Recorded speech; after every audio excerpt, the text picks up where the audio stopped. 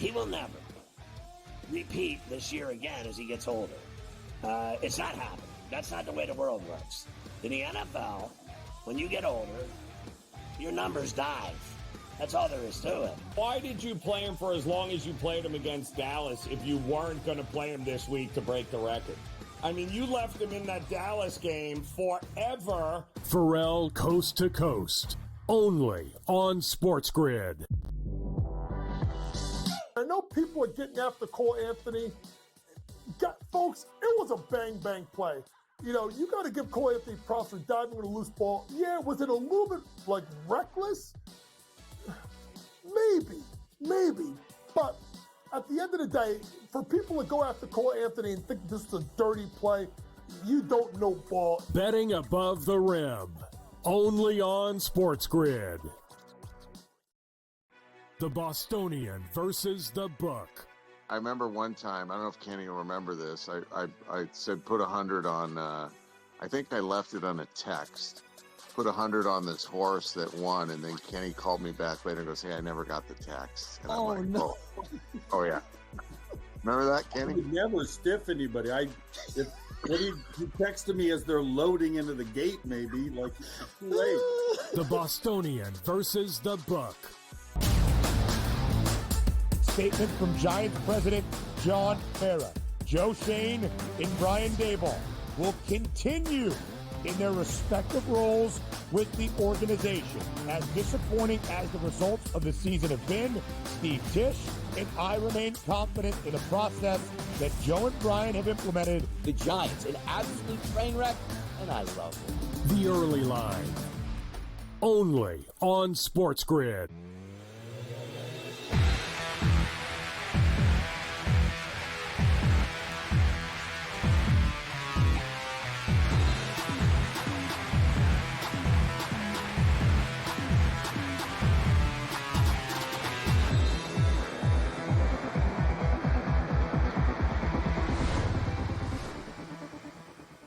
One more spot in the national championship game at stake in our second college football playoff semifinal in the first ever 12-team CFP. We welcome you to a Friday night live right here on SportsGrid. It is in-game live game day, our CFP semifinal special for the Cotton Bowl in the heart of Texas between Ohio State and those in-state Longhorns of Texas. Rich Cirminiello, Mike Blewitt, and Ben Stevens here with you all night long to sweat out those live bets and cover the Cotton Bowl in that final spot that needs to be determined for a national championship game. Because after last night in Notre Dame punching its ticket to a national championship for the first time since 2012, it will be either the Buckeyes or the Longhorns on the other side. Rich, what a game we have tonight in the Cotton Bowl between Ohio State and Texas. Two teams that we expected to see at this stage of a season in a potential semifinal matchup, and we have it tonight inside AT&T Stadium. Yeah, in the words of Joe Lisi, it doesn't get any better than this, does it? I mean, you have two blue blood programs, Texas and Ohio State.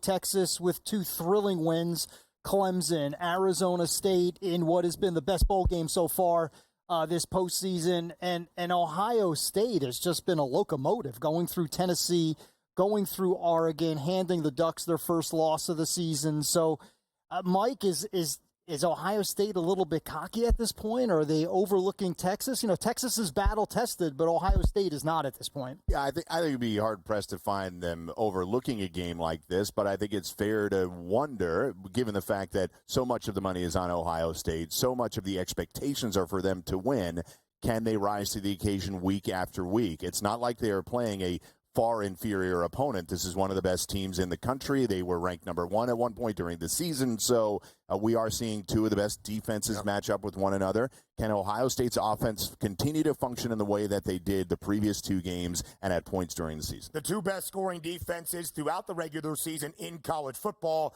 square off tonight in Dallas. And part of the story for this game, at least entering our semifinal showdown, is some market movement. Entering the quarterfinal round of the college football playoff, it was Texas, not Ohio State, booked as the favorites to win a national championship. But entering the Final Four, Ohio State, an odds-on favorite. And the Buckeyes enter tonight inside AT&T Stadium as that odds-on favorite to be crowned a national champ. And Blue, outside of just the overall perspective of this national championship chase with only 3 teams left standing in the hunt for that title, it's the market movement for the game itself. Early hypothetical lines had Ohio State an ever so slight favorite before the quarterfinal round in a potential matchup against these Longhorns. Ohio State dominant in the Rose Bowl against Oregon. Texas is a 2-touchdown favorite tested in double overtime against Arizona State. So when the line opened up again, it was 4.5 in favor of the Buckeyes.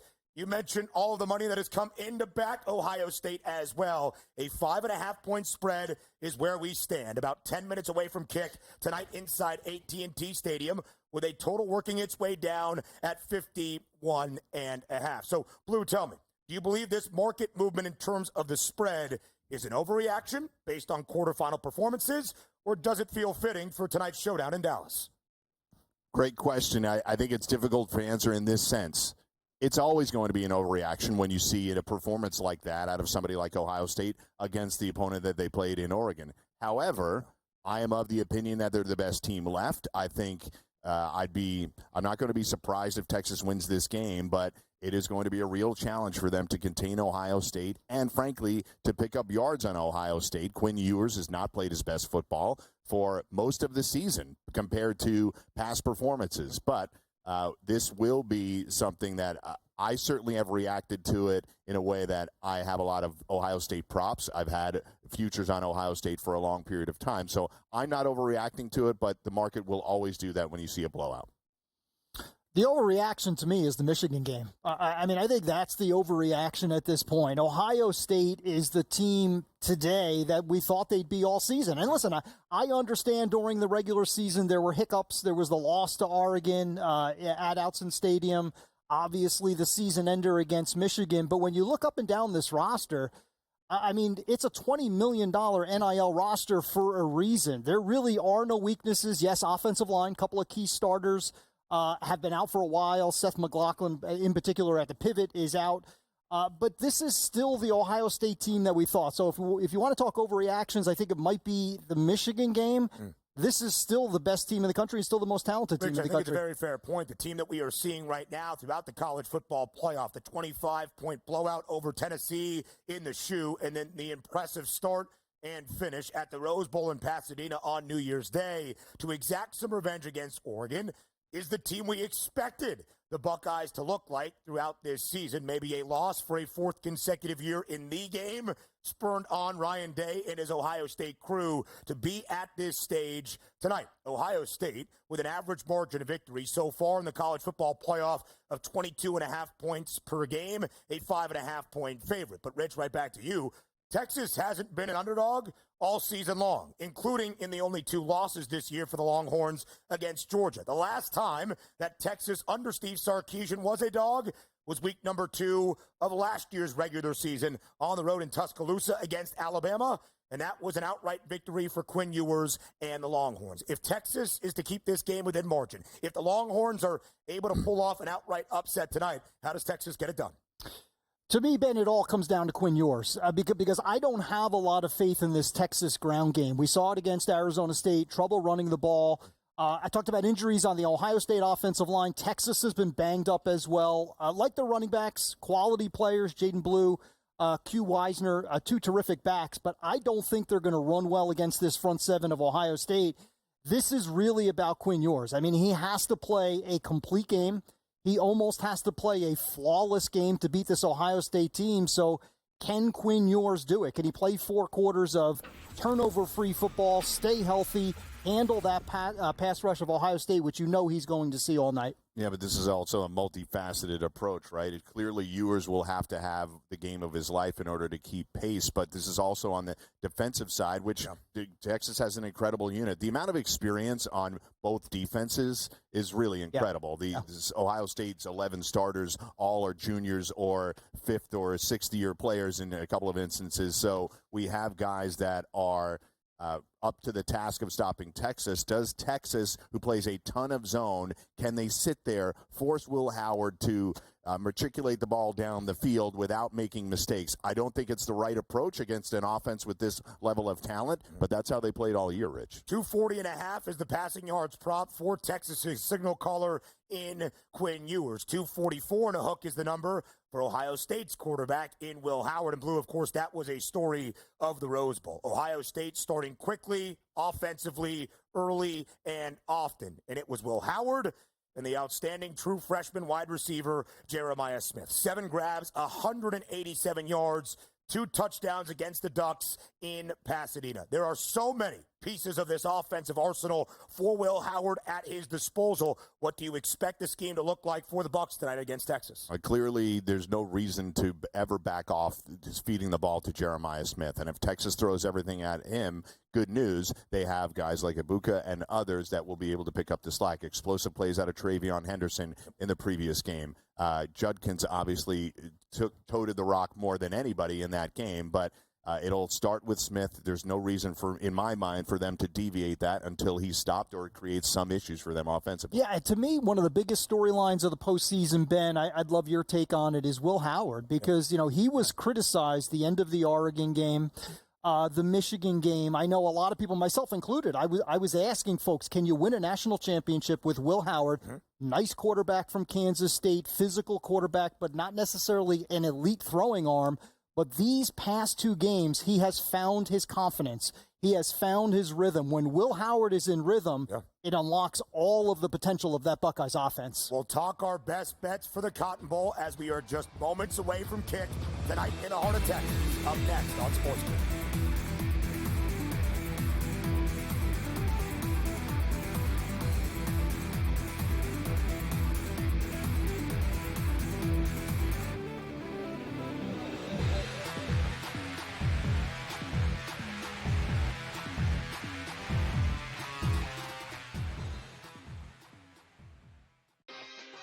It's going to be copy-paste. Books up, not good. Win total's a tick too low. Knock it right over. Make playoff price tick too juicy. Bang it out. Postseason comes around on a tee. Knock their heads off. I don't think the Steelers organization just makes a move to make a move. They have to have, it's like being in the book. You have to know what you're going to move the line to. Game time decisions. Only on SportsGrid. Statement from Giants president John Mara. Joe Shane and Brian Daboll will continue in their respective roles with the organization. As disappointing as the results of the season have been, Steve Tisch and I remain confident in the process that Joe and Brian have implemented. The Giants, an absolute train wreck, and I love it. The early line. Only on SportsGrid. This was a team that you should have dominated. You've now lost 4 straight. You're heading into the playoffs and you're searching for answers, not just in terms of your offensive line, but your quarterback now. I just don't see this team peaking at the right time. It was almost like we were anointing Mike Tomlin as the best coach in the NFL 12 or 13 weeks in. Then once they got to the real competition and the attrition started to settle in, it's just not a good football team. Pro Football Today. Only on SportsGrid. Louis Riddick has interviewed for every job in North America. And I'm not just talking football. I'm talking about every business in North America of any kind whatsoever. Tire companies, grocery store CEOs, shopping malls, insurance companies. What job hasn't Louis Riddick interviewed for? Pharrell Coast to Coast. Only on SportsGrid.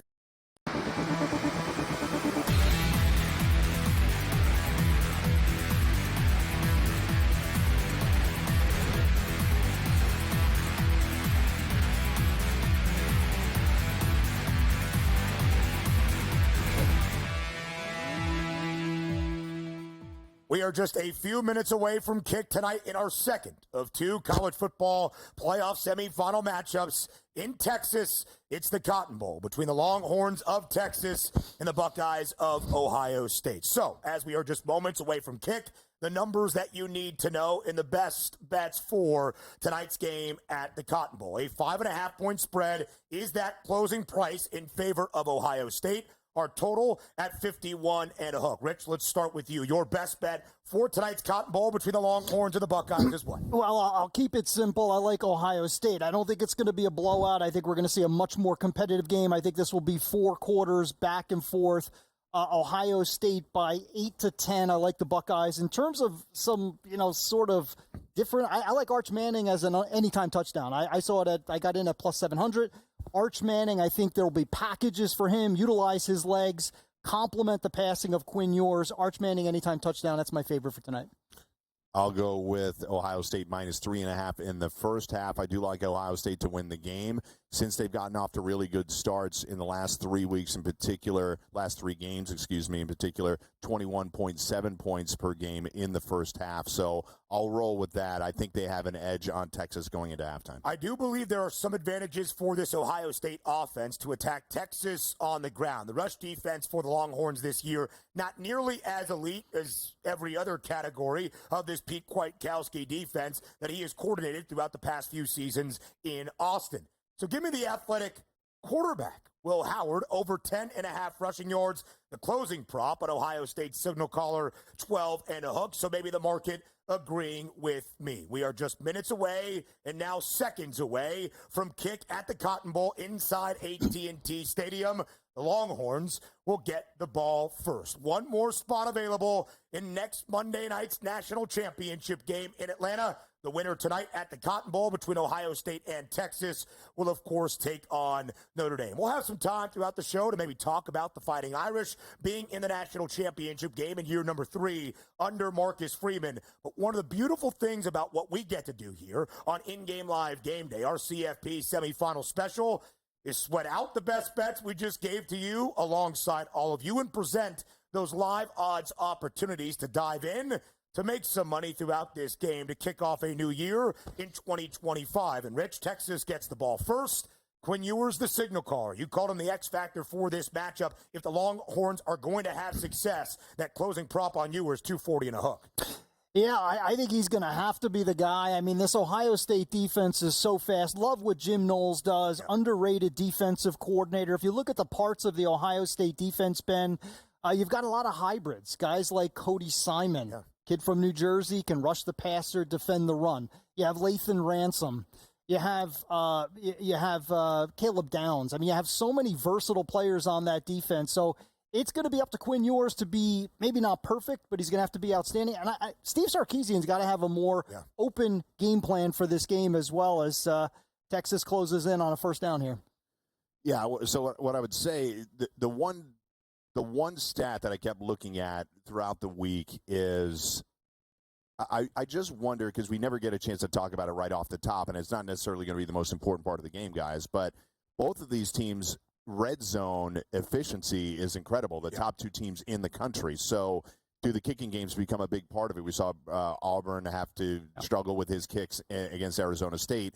Does that really become a huge factor as we get into the game with these teams, with these defenses making stops in the red zone and forcing field goals? Ohio State, the best scoring defense in the country throughout the regular season, the only one allowing fewer than 11 points per game. It was 10.9. And so far throughout the college football playoff, because the Buckeyes have held such early advantages, 34-zip in Pasadena before Oregon scored in the final few seconds of the opening half, 21-0 against the Volunteers in the shoe before Tennessee was able to do anything offensively.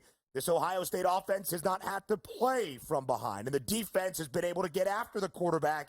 They're a first down, our first of the night, for this Texas team. Quinn Ewers completing a pass, I believe, to Matthew Golden to pick up a first down for Texas. The one thing we're not technically allowed to do is give you live play-by-play for the action that we are seeing inside AT&T Stadium, but we will describe the action to the best of our ability. Texas already working the ball down the field here against this Ohio State defense. And Blue, to your point, one of the things that Ohio State's defense was slightly criticized, and it's tough when you're judging them by those elite standards throughout the season, was with so many talented pass rushers up front, the almost inability at time to truly pressure the quarterback. has not been an issue throughout the college football playoff. 8 sacks, 13 TFLs against Oregon. The Ducks had negative 23 rushing yards. Of course, in college football, quarterback sacks work against both the individual and team rushing yardage output, and 4 sacks as well against the Vols. You are going to see a ton of these guys play at the next level. Jack Sawyer, JT Tuimoloau. You mentioned Cody Simon as well, who is the Rose Bowl defensive MVP. That will be a key to pressure Quinn Ewers, who has not been 100% healthy the entirety of the season. Right, and Tyleek Williams, another player as well, ranked and sure to be drafted in the upcoming draft. We see right off the bat Jack Sawyer getting his hands up and knocking a Ewers pass down. Obviously, we all love the way Sark can call a game, how creative he can be. We already saw an end around and some interesting calls out of the gate. But it's funny that you say that, Ben, because there's so many guys that are going to the next level. It's not incumbent upon one player to make a play. However, if they're not functioning well as a unit at any given time, perhaps they're waiting for somebody else to make a play. We've seen them be so aggressive, though, to this point in the season. The stats from top to bottom are incredible, Rich. I don't really know how Ewers will be able to do this consistently, but obviously they've shown some success early getting inside Ohio State territory. Yeah, 4th down now for Texas. Big play here on the first drive, and Ohio State's going to take over on offense on the turn of downs here. But, one of the things that's impressed me is, we talked before we came on the air, how do you keep these kids motivated? Ohio State in particular, 2 big wins. Now you've got the Cotton Bowl. Yeah. NFL's next for a lot of these kids, so this is going to be a big one for them. Still the chase for a national championship. I'm sure if you were to ask some in Columbus, would you prefer a national title or to finally beat Michigan? They might choose a victory over the Maize and Blue, but Ohio State 1 win away from that national title appearance. A 4th down stop for the Buckeyes. Ohio State's ball at the Cotton Bowl next.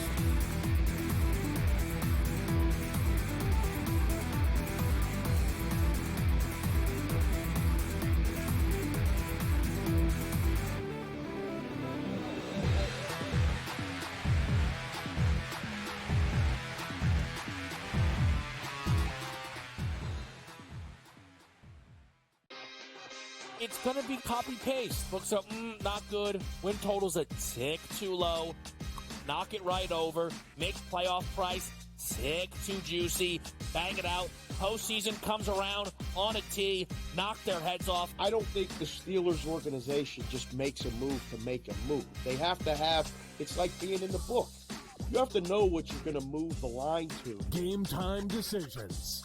Only on SportsGrid. Statement from Giants president John Mara. Joe Shane and Brian Daboll will continue in their respective roles with the organization. As disappointing as the results of the season have been, Steve Tisch and I remain confident in the process that Joe and Brian have implemented. The Giants, an absolute train wreck, and I love it. The Early Line. Only on SportsGrid. This was a team that you should have dominated. You've now lost 4 straight. You're heading into the playoffs, and you're searching for answers, not just in terms of your offensive line, but your quarterback now. I just don't see this team peaking at the right time. It was almost like we were anointing Mike Tomlin as the best coach in the NFL 12 or 13 weeks in. Then once they got to the real competition and the attrition started to settle in, it's just not a good football team. Pro Football Today. Only on SportsGrid. Louis Riddick has interviewed for every job in North America. And I'm not just talking football. I'm talking about every business in North America of any kind whatsoever. Tire companies, grocery store CEOs, shopping malls, insurance companies. What job hasn't Louis Riddick interviewed for? Pharrell Coast to Coast. Only on SportsGrid.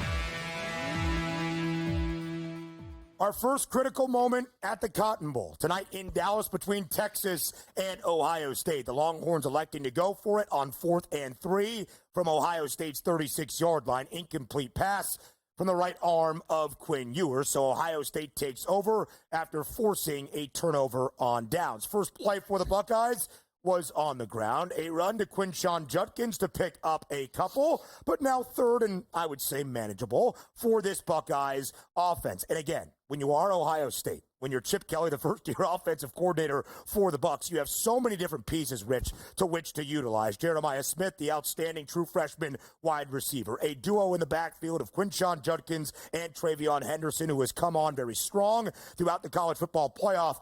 But also one of their veteran wideouts in Emeka Egbuka, who has been there for a while and is as consistent as you will see, who just caught a pass from Will Howard to pick up a first down for Ohio State right on cue. Yeah, that was timely, Ben. It was a nice little out pattern from Will Howard to Emeka Egbuka. I should have mentioned that before we came on the air. I think he's going to have a big night tonight. I think he's going to put up a lot of yards. For me, Texas and Pete Kwiatkowski, they need to stop Jeremiah Smith. They've heard over the past couple of weeks, and they've watched Jeremiah dominate. They've got to slow the true freshman down, which could create some opportunities not just for Emeka, but also for Carnell Tate. There you go. So Tate with his first catch of the night right there, getting the ball out quickly. They've already had their positive plays on positive yardage on every play thus far. So they're getting Will Howard pretty comfortable. Nice throw there in between a few defenders. Layered it through a few defenders. For a moment, it might look like it was going back the other way for this Texas defense. We talked at length last night about Notre Dame. 32 total takeaways this year, most at the FBS level. 31 entering that matchup in the Orange Bowl against Penn State. Of course, the most critical one with about 30 seconds remaining in regulation that led to the national championship game clinching field goal from Mitch Jeter. But Texas can also take it away, too. 30 takeaways leading up to tonight's matchup in the Cotton Bowl. And Blewitt, a guy for Texas's defense that, of course, we'll hear his name called often tonight. And he's got a very difficult job tonight in probably covering Jeremiah Love and others for Ohio State. That's Jahdae Barron, who was the Thorpe Award winner as the best defensive back in the country. No doubt. So, obviously, we talked about Ohio State and their depth of defense and experience. Texas is really not that badly overmatched in that regard. They have several players that are expected to be drafted. You've got Sorrell, Alfred Collins, and obviously, as you said, the Thorpe Award winner. Their rankings, defense top to bottom, are almost matching Ohio State's in every single category. So they have great defenders at all three levels. Ohio State taking a shot downfield, to your point, challenging the Thorpe Award winner, taking their shot at Jeremiah Smith. They're obviously not afraid to do that early and often. Yeah, I mean, it's such a good point, too. I love this Texas defense. I mean, at every level, you have star power. We talk about Jeremiah Smith in terms of true freshman offensively. Best defensive true freshman this year, Colin Simmons, number 88 on Texas. He is an absolute blur coming off the edge. I think we'll see him get into the backfield at times this evening. So this is what I would propose, gentlemen. I think you've got three great units, both defenses, the Ohio State's offense.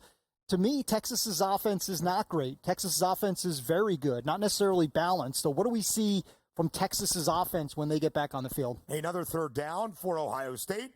Another completion to Emeka Egbuka, and another first down for the Buckeyes to continue to move the sticks. Jeremiah Smith gets the notoriety, the accolades, and the attention. But Egbuka, who's been there for as long as we can remember in Columbus, electing to come back in this offseason to be there to make a national championship run for Ohio State, just had his third reception of this opening drive. So, Blewitt, congrats to you on hitting bet number one so far tonight. Emeka Egbuka to catch a ball on the first offensive possession. But as they entered tonight, Smith, 70 grabs this year. Egbuka, 70 grabs this year as well. So they do find that balance, Blewitt, in terms of how they elect to move the football in this Chip Kelly-led offense. And Egbuka has had monster games in postseason as well, obviously. Very famously had monster games. So he gets the 3 catches already. To Rich's point, goodness. Just dropped a touchdown. So Rich made the point that Egbuka could have a big night because they're focusing so much on Smith. Egbuka's number was so low. It was an auto bet for me. I think it was in the 51.5 range with Smith all the way up to 85.5. So a good start if you're on Egbuka, and I don't know how they missed that touchdown. And James right there, Carnell Tate on what appeared to be a slant route on Jahdae Barron was open across the pylon and did just not come up with the reception. which would have been the opening score of the night and given Ohio State at least a 6-0 lead. So second and goal for the Buckeyes inside Texas's 10-yard line. What Ohio State does in the red zone. Up next.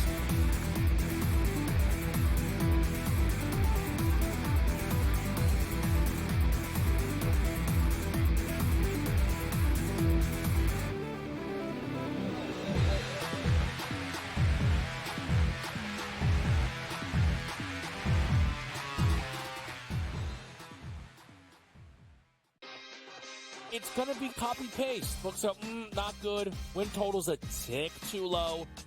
Knock it right over. Make playoff price tick too juicy. Bang it out. Postseason comes around on a tee. Knock their heads off. I don't think the Steelers organization just makes a move to make a move. They have to have, it's like being in the book.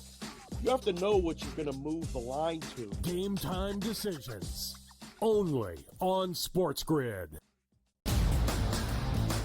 Statement from Giants president John Mara.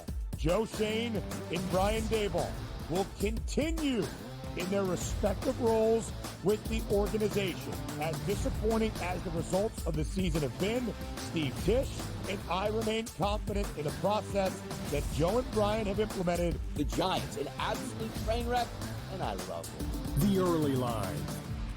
Only on SportsGrid.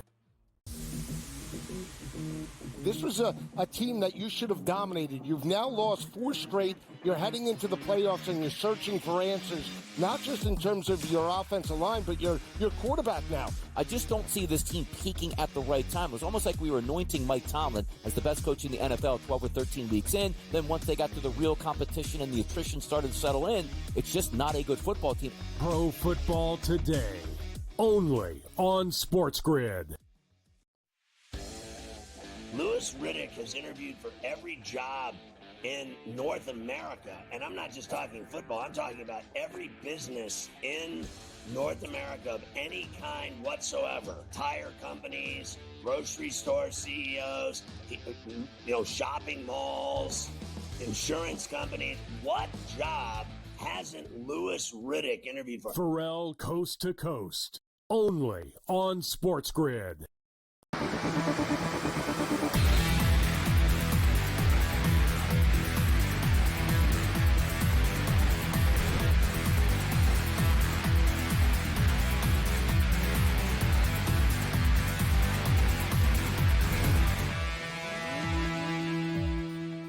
And right as we go to commercial break, as it often happens on In-Game Live Game Day, when you are covering the most significant of matchups week in, week out, you have a score. Ohio State strikes first at the Cotton Bowl against Texas. Quinshon Judkins from 9 yards out finds Pater. The Buckeyes lead 7-0. Halfway through the opening quarter, Ohio State up 7-0. So what has that done to the live line? The Buckeyes were a closing 5.5-point favorite right as we got to kick tonight in the Lone Star State.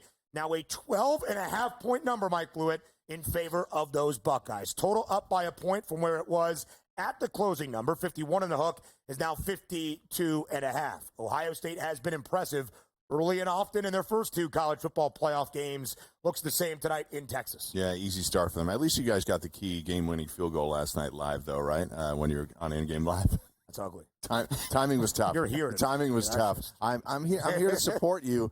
Even though we missed that first touchdown, it was, as we all commented during the break, really easy first drive. Rich, he just went right down the field. Howard, 4 of 6 for 44 yards on that first drive. And Judkins, honestly, on the touchdown run, just right through the Texas defense. Yeah, I mean, it looked like Cam Scatterbo. It looked like Arizona State and what that offense was able to do against Texas. I mean, this is a worst-case scenario for Texas. I talked early on, Ben, about the pressure on Quinn Ewers. Mm-hmm. That pressure goes up instantly because, the last thing you want to do against Ohio State is fall behind. That confidence level, which they've had after those first 2 big wins, are going to soar.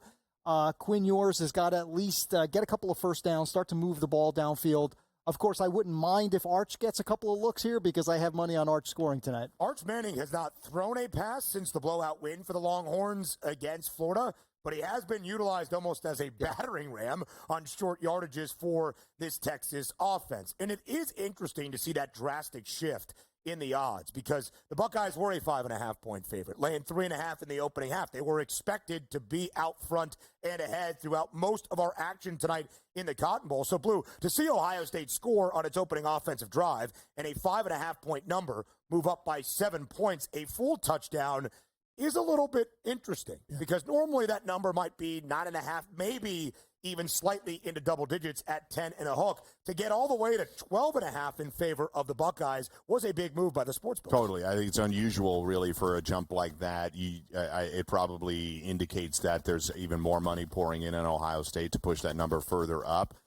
It's an overreaction, and obviously this is the time when you start to look to see if you can get any value on Texas because, right out of the gate they pick up a first down. So if you're thinking that this isn't going to be a blowout, that this could be a somewhat manageable game, a one-score game in the fourth quarter, this is when you bet on Texas when you have additional points. And listen, you're talking about a veteran roster. So, this isn't ASU. This isn't SMU. Texas has been here before.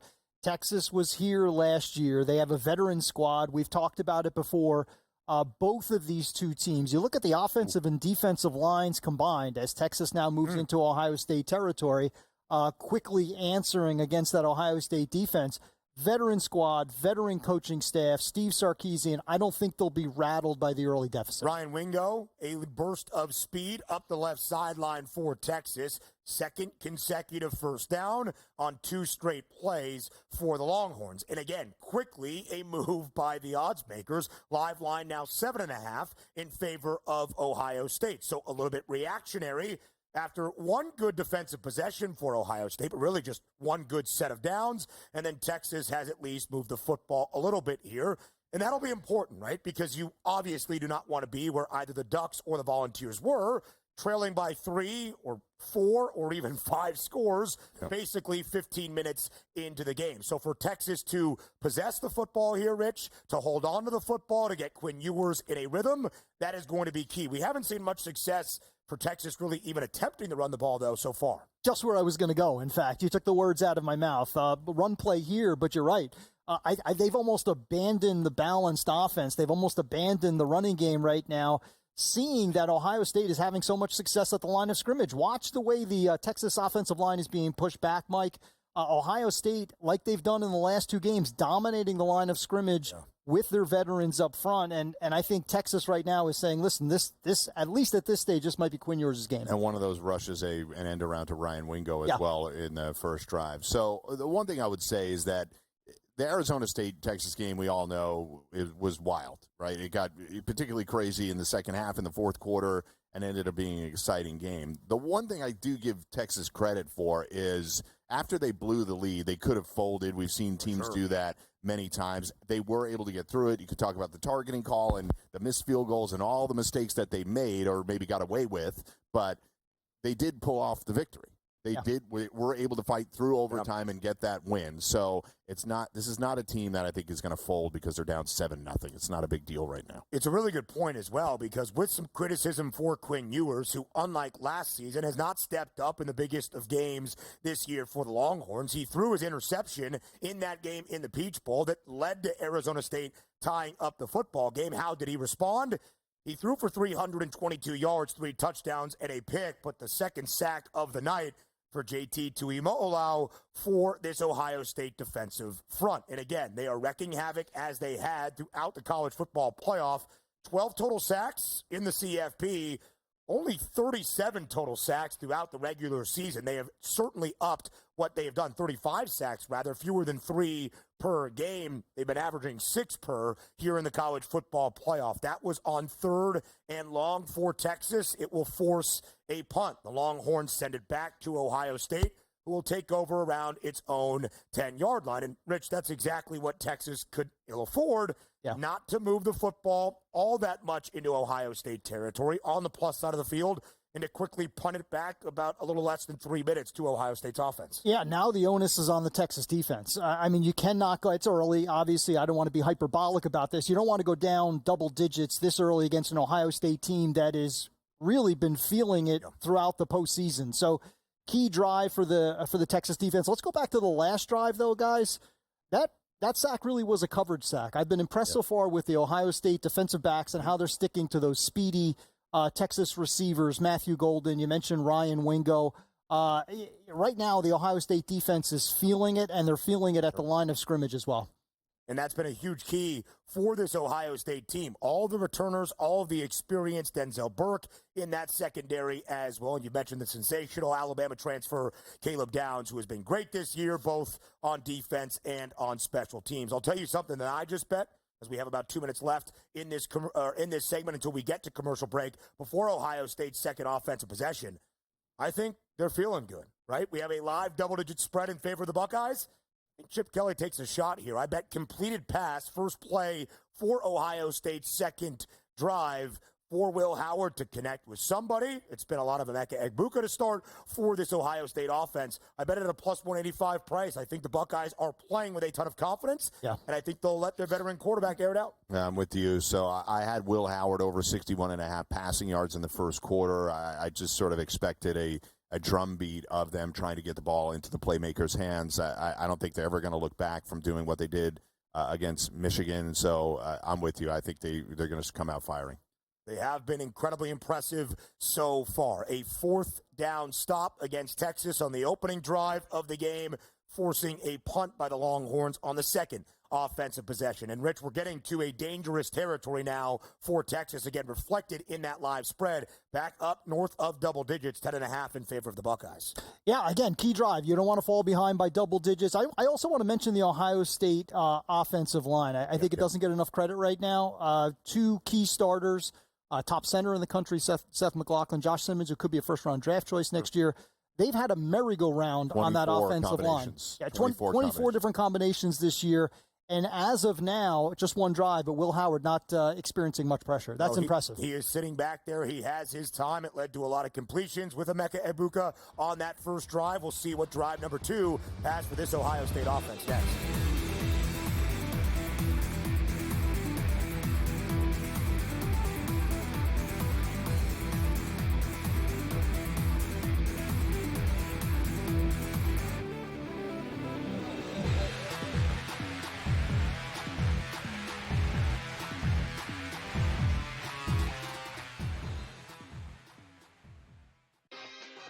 It's going to be copy-paste. Books up, not good. Win total's a tick too low. Knock it right over. Make playoff price tick too juicy. Bang it out. Postseason comes around on a tee. Knock their heads off. I don't think the Steelers organization just makes a move to make a move. They have to have, it's like being in the book. You have to know what you're going to move the line to. Game time decisions. Only on SportsGrid. Statement from Giants president John Mara. Joe Shane and Brian Daboll will continue in their respective roles with the organization. As disappointing as the results of the season have been, Steve Tisch and I remain confident in the process that Joe and Brian have implemented. The Giants, an absolute train wreck, and I love it. The early line.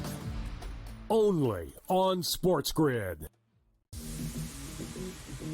This was a team that you should have dominated. You've now lost 4 straight. You're heading into the playoffs, and you're searching for answers, not just in terms of your offensive line, but your quarterback now. I just don't see this team peaking at the right time. It was almost like we were anointing Mike Tomlin as the best coach in the NFL 12 or 13 weeks in. Then once they got to the real competition and the attrition started to settle in, it's just not a good football team. Pro Football Today. Only on SportsGrid. Louis Riddick has interviewed for every job in North America. And I'm not just talking football. I'm talking about every business in North America of any kind whatsoever. Tire companies, grocery store CEOs, shopping malls, insurance companies. What job hasn't Louis Riddick interviewed for? Pharrell Coast to Coast. Only on SportsGrid.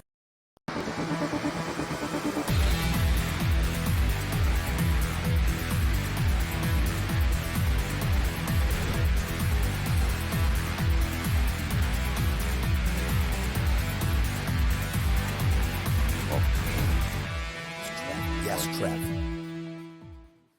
I mean, from a betting perspective, the start of drive number 2 for the Buckeyes has been a good one. I mentioned right before the break, I bet Ohio State first play from scrimmage of their second offensive possession to be a completed pass. It was to Jeremiah Smith for just a few yards, but then a strike from Will Howard to Carnell Tate. Then Will Howard takes off, working his way to my best bet, only a 2-yard scamper. But positive yards are better than none, or negative yards. And then a handoff to Trevion Henderson, which is another bet that I have tonight. Henderson over his rushing yards prop that I bet yesterday at 51.5, closed at 52 and a hook. And even when Ohio State, guys, doesn't know who has the football, it still is working out. The Buckeyes already into the plus side of the field, and now Rich driving deeper into Longhorns territory. You know, look at the body language of Will Howard in this first quarter. He looks so comfortable in the pocket, has not been pressured, spreading the ball around. And listen, one of the most remarkable things about this Ohio State team, I know they're all getting paid, but very selfless. Yeah. I mean, you were able to get Quinshon Judkins from Ole Miss when you had Trevion Henderson. You were able to get Jeremiah Smith when Emeka was coming back. Carnell Tate was a former 5-star player. These guys are comfortable spreading the ball around. They're selfless. They just want to win. And right now, there's no signs, stopped by Texas, but no signs that this Texas defense is holding up well tonight. There was an article I read earlier today on ESPN about this group, the guys that have been there since 2021 that came in together. There were 7 5-stars, 5 of them, one of whom was Ewers, actually, and there's still 5 other guys remaining, or one rather, and Kyle McCord was part of that group. Yeah. So there's a whole group of guys that have, a couple of whom have left, but there's still 5 guys from that class, and I think 8 seniors overall from that very highly touted recruiting class, the number 2 recruiting class in the nation, that are still there. To your point, very selfless, and a lot of them making plays already early in the game. They have so many guys on the roster that just have so much college football experience, and some of those, like Quinshon Judkins and Will Howard, at other stops before getting to C-Bus, but so many guys that are homegrown. Cody Simon is playing in his 58th college football game tonight. Lathan Ransom now in game number 56. Anchors of this program that are now trying to get Ohio State back to the top of college football, because frankly, there's been some conversation about the legacy of this illustrious recruiting class, of course, because they have lost 4 consecutive times to Michigan, which is never going to be something that sits right with that Ohio State fan base, and never should. And a team that really hasn't played in the college football playoff all that often, hasn't won Big Ten titles because of coming up short against the Maize and Blue, trying to change that narrative throughout this college football playoff run, now into the early goings of 2025. And as we were highlighting Ohio State's offensive success, Texas has made a few plays here to bring them back, and Will Howard keeping one he should not have, Will, especially for a rushing yards prop bet to go over, and Ohio State now back on their side of the field, Blue. Yeah, well, we'll build on this. We'll build on the success of this drive, and not worry about the one play. He has gotten over the 61.5 passing yards. He's 8 completions now for 79 yards on the night. So they're across midfield, but it looks like a punting situation. Yeah, third and long there. 3rd and 26 for Ohio State. Will Howard just dumping it off to Quinshon Judkins, who picked up a few, but that is not going to be enough, of course, to move the sticks. End of the opening quarter. Our first 15 minutes are done tonight inside AT&T Stadium, and as much of the opening quarters have been for Ohio State throughout the college football playoff, it's been all Buckeyes. Yeah, one thing I did notice during the broadcast, Trevion Henderson kind of threw a punch and got flagged for it. Yeah. He's not ejected. I'm glad they didn't overreact to that, but he's got to be careful, and Ryan Day had a strong word with him after the play. Yeah, I honestly, I kind of like to see that, Mike. I mean, I like to see the passion. The one thing we don't want to see from Ohio State is that they're getting a little bit used to winning and winning big. I want to see that fire. I want to see that passion. Obviously, I don't want to see him miss any time, but if you have to go with Quinshon for more carries moving forward, I think Ohio State will be fine. But strong first quarter, not just for the kids, but for the coaches as well. I think Chip Kelly is calling a great game so far, spreading the ball around, diversity of that offense. Didn't see that towards the end of the season, but we certainly have seen it in the CFP. And Texas has picked up a few first downs. They have moved the football with relative success. They've been into Ohio State territory on the plus side of the field on both of their offensive possessions, but neither resulting in a red zone trip or even points at this moment. So I have to give some credit to Jim Knowles as well and his Ohio State defense bowing up when necessary. To your point, Blue, that was an unsportsmanlike conduct penalty on Trevion Henderson, moved them back to 2nd and 24, and the Ohio State offense unable to recover. Now that we are at a pause at the end of the opening quarter, let's check in on those live odds. A 9.5-point spread in favor of Ohio State, so that is moved by 4 points, but not the highest we have seen. To my knowledge, gents, this is the lowest live total we have seen in over-under, Blue, that stands currently at 44.5, down by a full touchdown from where that closing number was. Yeah, we're going to have 3 drives really in the first quarter that end up with no scores, despite Ohio State's impressive scoring drive. The other 3, we're going to come up empty on it.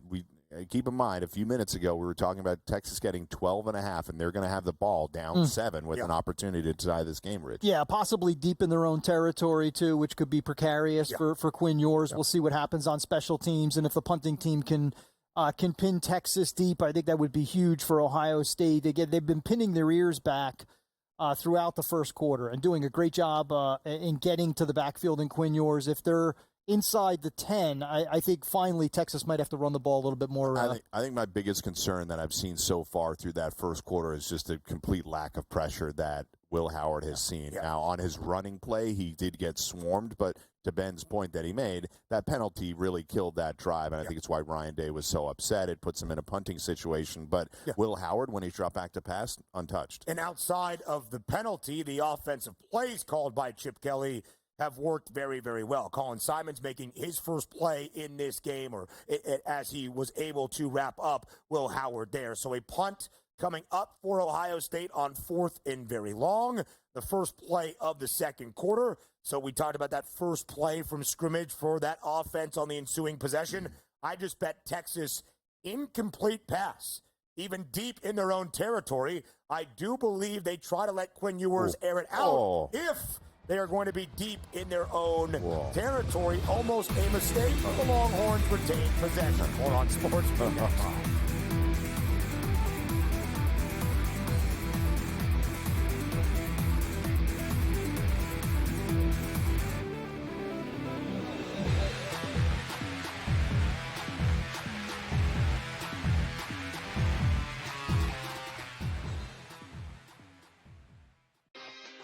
It's going to be copy-paste. Books up, not good. Win total's a tick too low.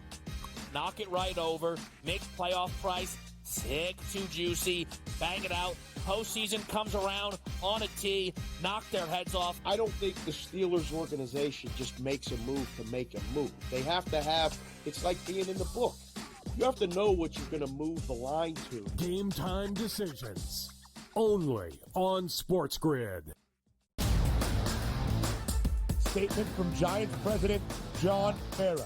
Joe Shane and Brian Daboll will continue in their respective roles with the organization. As disappointing as the results of the season have been, Steve Tisch and I remain confident in the process that Joe and Brian have implemented. The Giants, an absolute train wreck, and I love it. The early line. Only on SportsGrid. This was a team that you should have dominated. You've now lost 4 straight. You're heading into the playoffs and you're searching for answers, not just in terms of your offensive line, but your quarterback now. I just don't see this team peaking at the right time. It was almost like we were anointing Mike Tomlin as the best coach in the NFL 12 or 13 weeks in. Then once they got to the real competition and the attrition started to settle in, it's just not a good football team. Pro Football Today. Only on SportsGrid. Louis Riddick has interviewed for every job in North America. And I'm not just talking football. I'm talking about every business in North America of any kind whatsoever. Tire companies, grocery store CEOs, shopping malls, insurance companies. What job hasn't Louis Riddick interviewed for? Pharrell Coast to Coast. Only on SportsGrid.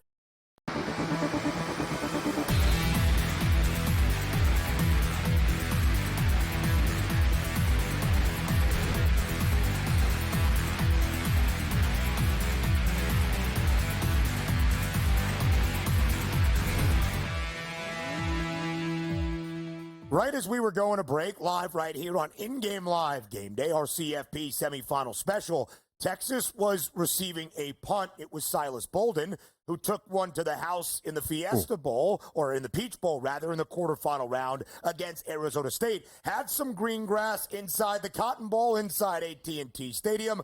Almost coughed up the football, but was able to fall back on it. Texas then was trying to move the football on the offensive possession.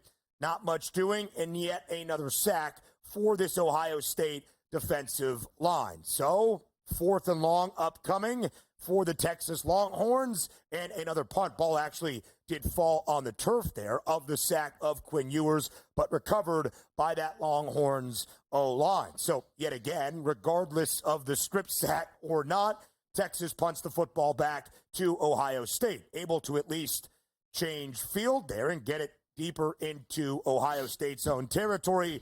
But for a third consecutive possession, Texas comes away with nothing. 10.5-point spread now. That live number in favor of the Buckeyes. Rich, a total at 44.5. From a value perspective, betting any of these odds with how impressive Ohio State has been early, is there value in backing the Buckeyes even as a double-digit favorite?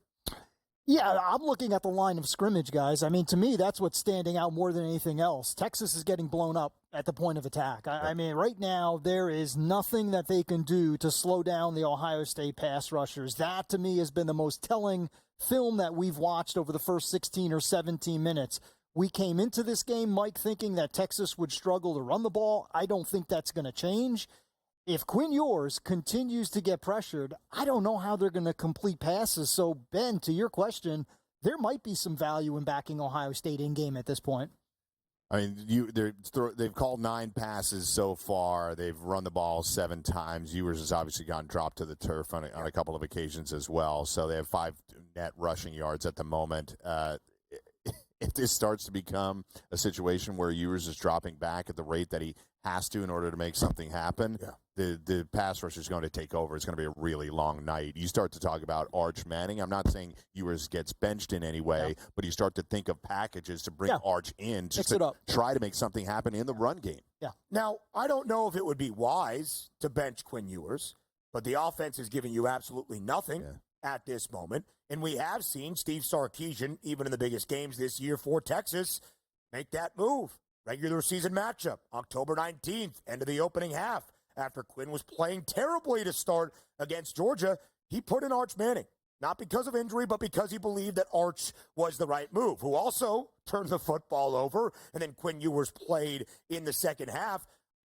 I don't know if it's a conversation even on the Texas sideline. I doubt that it is, but to both of your points, we know Arch Manning is the future in Austin next year. Might he be the future starting in just a few more minutes tonight in Dallas? I do believe it is worth at least the conversation. I got to give Rich credit because a few years ago when we had the Jalen Hurts to Tagovailoa situation, Rich was one of the few people that I had watched leading up to that game that said, beware that Tua may come in. We may have a package for Tua. Now, Tua came in, took over the game, and they won it in spectacular fashion. But Rich has also talked prior to this game at kickoff about maybe Arch Manning scoring a touchdown. Does he become part of a package? Even if Texas has success moving the ball, does he become part of a red zone or goal line package? Yeah, and that's not good. We see Matthew Golden now walking. That was Golden, right? Walking into Matthew was flagged Golden for a penalty on the second play of that possession for Texas. Ruled a face mask on the field as it seemed he was blocking out on the perimeter for his running back, Jaden Blue. But that is not going to help out this offense at all, Rich. No, I mean, you want to be able to spread out the Ohio State defense. Matthew Golden is arguably the fastest player, former Houston Cougar, fastest player on that Texas offense. And listen, guys, Texas's offense is built on play action. Quinn Ewers is at his best in play action. You're not going to disguise play action right now against Ohio State. There's no threat of running the ball. So I don't think play action is even in the playbook right now. And again, as we have said, sacks are counted as a negative in college in terms of your yardage output, both for the individual that is the quarterback, if you had any Quinn Ewers rushing yards props, or just for the team as a whole. So always bake that in to what I'm going to say. But negative five rushing yards for the Longhorns right now on 8 total attempts as a team, but 3 sacks for this Ohio State defense, something that is going to be a key emphasis for Steve Sarkisian and Texas. Can they generate anything on the ground? A Texas offense, by the way, that in the Peach Bowl against ASU only had 53 rushing yards on 30 carries as a team. Ohio State has the ball back early in the second quarter at the Cotton Bowl. More on SportsGrid next.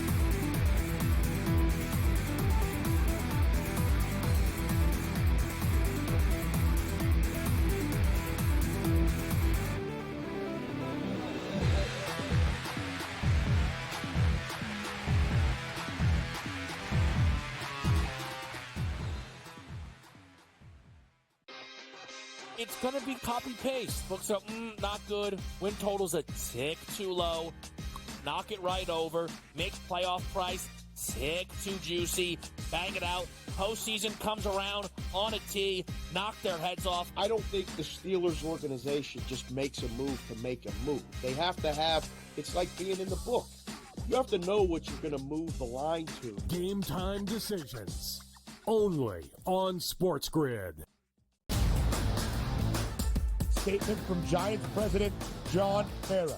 Joe Shane and Brian Daboll will continue in their respective roles with the organization. As disappointing as the results of the season have been, Steve Tisch and I remain confident in the process that Joe and Brian have implemented. The Giants, an absolute train wreck, and I love it. The early line.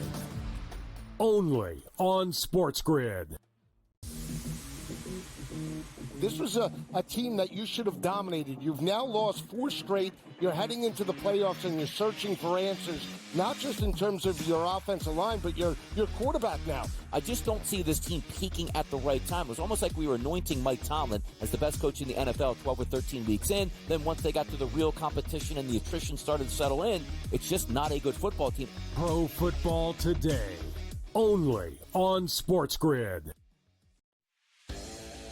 Louis Riddick has interviewed for every job in North America. And I'm not just talking football. I'm talking about every business in North America of any kind whatsoever. Tire companies, grocery store CEOs, shopping malls, insurance companies. What job hasn't Louis Riddick interviewed for? Pharrell Coast to Coast. Only on SportsGrid.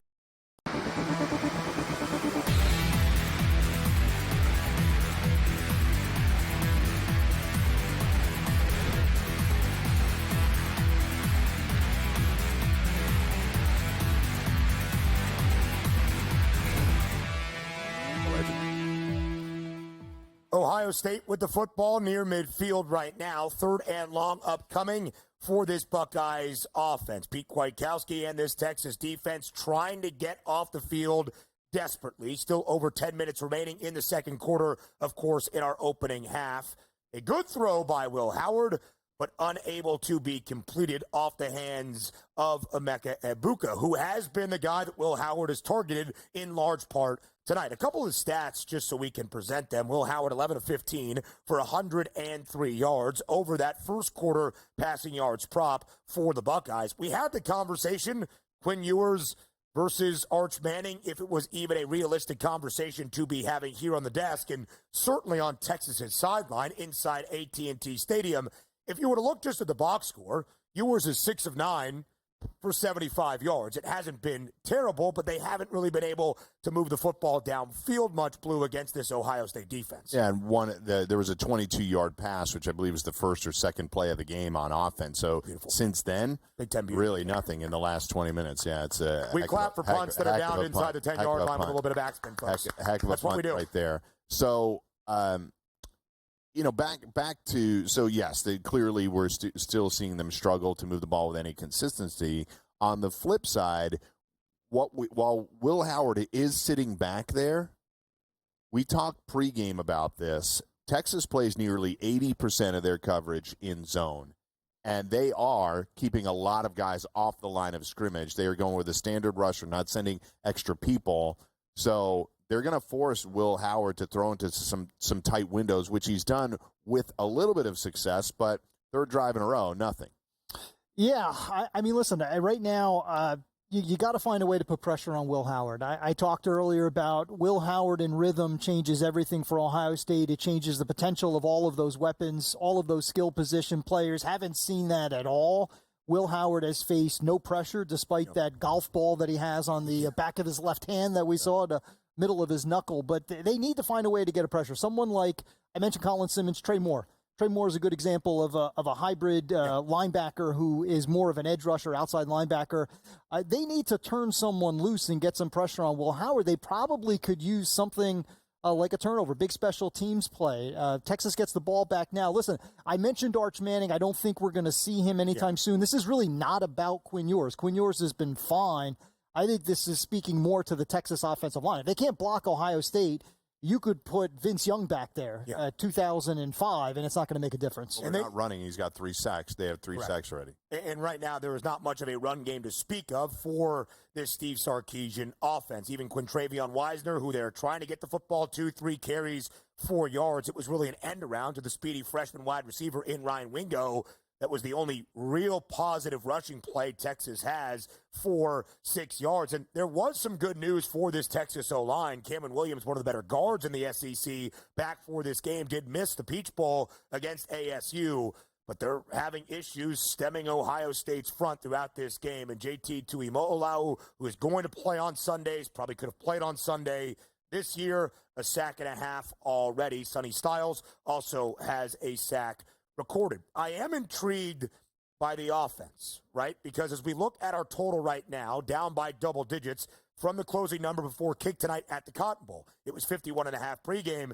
Live before we get this ball back to Texas, 41.5. And if you want to back the under, it's a decent amount of juice at minus 135. We saw a flurry of scoring, especially in the fourth quarter of last night's game, of course, at the Orange Bowl between Notre Dame and Penn State. I wonder for either of you if we believe we're going to see 6 touchdowns in this game, which is what we would need, of course, to get to 42+.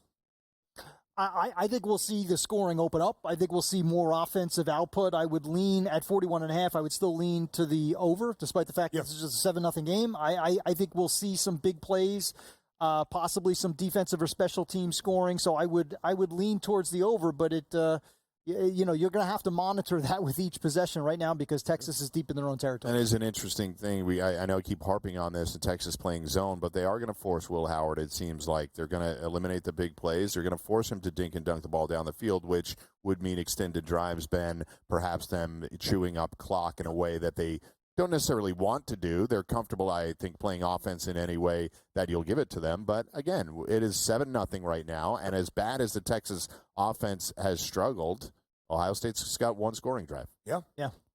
Could have had a second. They were progressing in a positive way, but that costly penalty on Trevion Henderson. And here on the 4th offensive possession for this Texas offense, the best they have looked on the ground, 2 positive runs in a row for Quintravion Wisener for a total of 11 yards.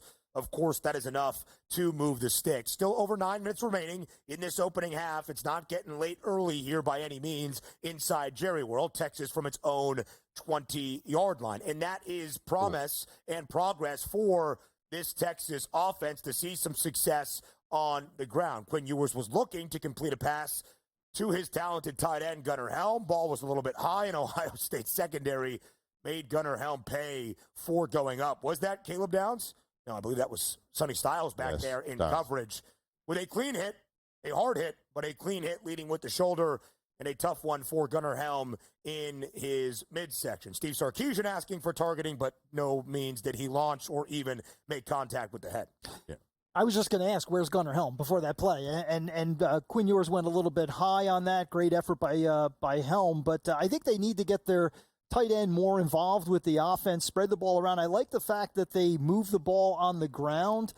You have to have some kind of balance. I mean, you don't want to telegraph to Ohio State that it's pass, pass, pass. You got to be able to run the ball 2 consecutive runs for a first down. That's progress for Texas. Let's see what they could do now on 2nd and 10. Are they reviewing for targeting right now? That did not look like targeting. That looked like a clean hit, didn't it? There is a pause right now with what we are seeing, and everybody could be the reception. Could be that he dropped it when he hit the ground. Yeah, which also looked rather clear, if I'm not mistaken. Yeah. But everybody on the Texas sideline staring up at the very large video screen, as we all know, at AT&T Stadium, and we have yet to see this 2nd and 10 play for Texas be actually snapped. So we'll let you know if anything happens, but as it stands right now, 2nd and 10 for this Texas offense. Again, good on the ground. Quintravion Wisner, a couple of solid and positive runs for this Longhorns team that, again, throughout the night has converted some first downs and has moved the football, just not really threatening an Ohio State defense by any means. I believe that is Texas's leading receiver so far tonight, and there is an injury to an Ohio State defensive player we'll keep you updated with. But DeAndre Moore, 3 grabs, Blue, for 29 yards for this Texas offense. Again, the leading receiver right now for Quinn Ewers and the Longhorns. You know, it's funny when you have a game like this where you can see one of the units really struggling, and yet it's just a 7-0 game, Rich. Yeah. I have Ohio State minus 3.5. I'm not feeling terribly comfortable. That's not good. Yeah, one of JT Tuimalau's teammates rolled on his ankle, so that's why he's still on the ground. He's been Ohio State's best defensive lineman, best pass rusher so far tonight. Yeah. That would be a tough loss. Let's see if they can wrap that and he can get back in, but that would be tough. Already has a sack and a half, JT Tuimalau, so that will be something that we monitor here very, very closely. Again, some friendly fire, unfortunately, for one of his fellow Ohio State defenders, and his left leg was just caught in a bad position, went down immediately to the turf. A small break in the coverage of the game broadcast, which allows us an opportunity to reflect those live odds. Ohio State up 7-0 with just over 8 minutes remaining in the second quarter. A live 8.5-point favorite, total 40.5. That will be a conversation for us on the other side of the break. If the Ohio State defense continues to stand tall, how low might this total go before we jump in on its bottom? That's next on SportsGrid.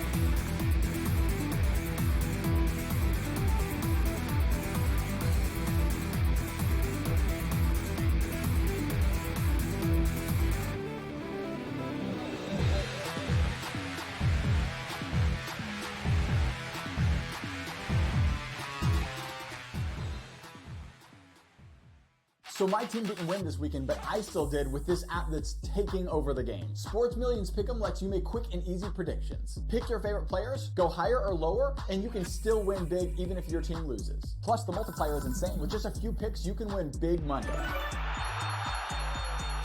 So get on it. They've got a welcome bonus to help you start off your winning streak.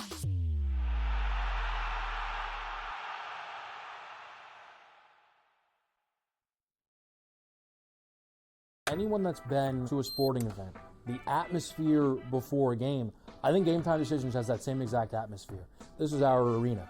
This is what we do. There is going to be an energy to Game Time Decisions that you will feel night in and night out. The excitement you get when you lock your bets in, when you're figuring out what you want to do, we can zone in on the biggest games each night. I want this to be the place that people come to before the games start so they feel as ready as possible to lock in their cards. We are going to hit every single one of those markets that you need to know about. We're going to go through every single thing, and I've got a great team behind me that's going to help me get the job done. There is not going to be a better place, I promise you, than Game Time Decisions to get that new information, react to it, and be able to then bet accordingly. We will have everything at our disposal, and we will use that to our advantage.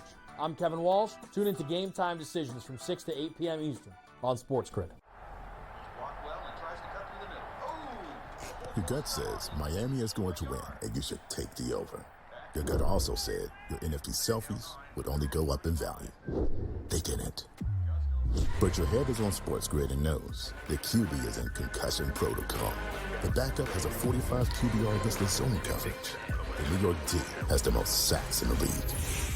So yeah, trust your head. It's smarter to be on SportsGrid. The two guys that can do it all. Too much electricity this morning. This is a good time. We're having a lot of fun. I had to do a triple take. Ka-ching! Why? Because of parity. I didn't mean to offend. Yeah, it's not going to happen. Load management is a dirty word. Let him rip. You know what? Circumstances provide the results. What? How do you do this once? Oh, Donnie, you got such a good show there. A network that is booming. The Early Line, only on SportsGrid.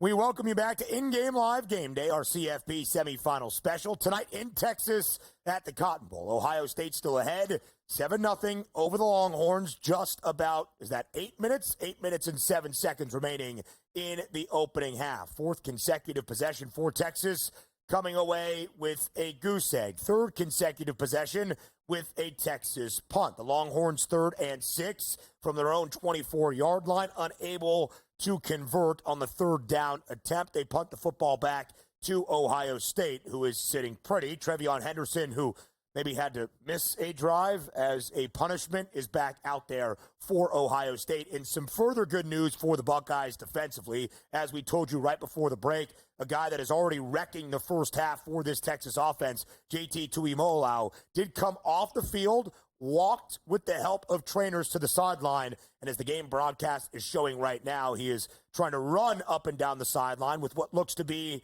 a newly and heavily taped left ankle. We'll see if JT Tuimoloau gets back in the game for Ohio State. But guys, we were talking about the total right before the break. 40.5, the lowest we had seen it. And we were just talking in the commercial break that if Texas came away with nothing and quickly had to punt the football back to the Buckeyes, as the Longhorns eventually did, would the total for the first time dip sub 40? It is not. The under of 40.5 being that live total has added up some juice at minus 135, but still remains right now at 40 and a hook. The odds maker's a little bit wary, Rich, to bring this number sub 40 right now for that live over-under. Yeah, I would be cautious right now. Let's see what Ohio State can do with the ball. Right now, it looks like the one team in this game that's capable of scoring. So I want to see this drive from Ohio State before I go ahead and put some money either on the under or over. I still think there will be a flurry of scoring at some point, maybe just before halftime, just after halftime. We've seen this before in these types of games. Slow start, nip and tuck, and then the scoring opens up in the second half. I still expect to see that happen, but right now still 7-0 as we approach midway through the second quarter. A very large drop in the live total as we see a Quinshon Judkins run, but looks like it will be brought back. Another penalty on Ohio State, a holding call. So we were asking, would it go sub 40? It dropped all the way to 37.5 after more yellow laundry on the field against Ohio State's offensive line. So the Buckeyes again will be not working with the sticks in their favor. Now 37.5 is that live total. 38, of course, an even number that we often see throughout football games. That's an interesting number to drop it all the way down to, Blue, of 37.5. Yeah, they're going to need at least some form of an explosive play here, too, as they're already lined up at 2nd and 20. This is a pretty wild game because we're watching Ohio State's defense dominate Texas, but they are sitting with a 7-point lead. And they've had 2 penalties now. If they don't do something with this, they'll have 2 penalties that will have killed drives for them.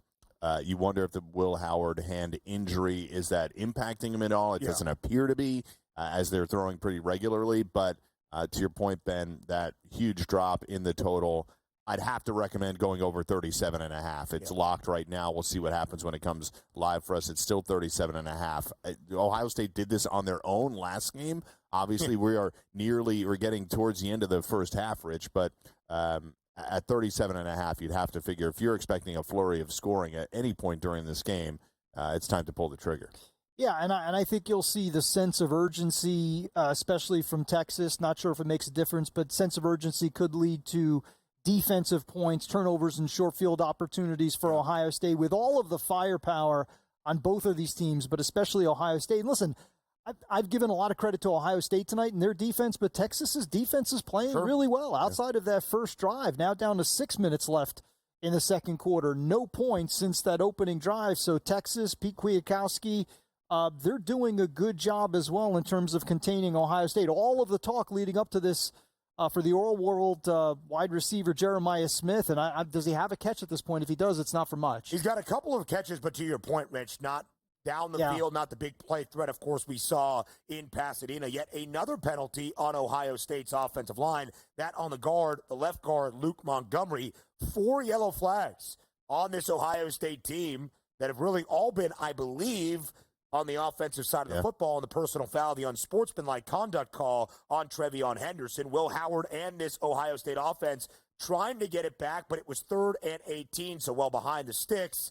A connection from Howard to Carnell Tate, who is actually Ohio State's leading receiver at this moment. 5 grabs for 54 yards, but yet again, another Ohio State punt back to Texas. So it's a very fair point of how this Longhorns defense has bowed up. Yes, they have been the beneficiary of Ohio State kind of working against itself, shooting itself in the foot, if you will.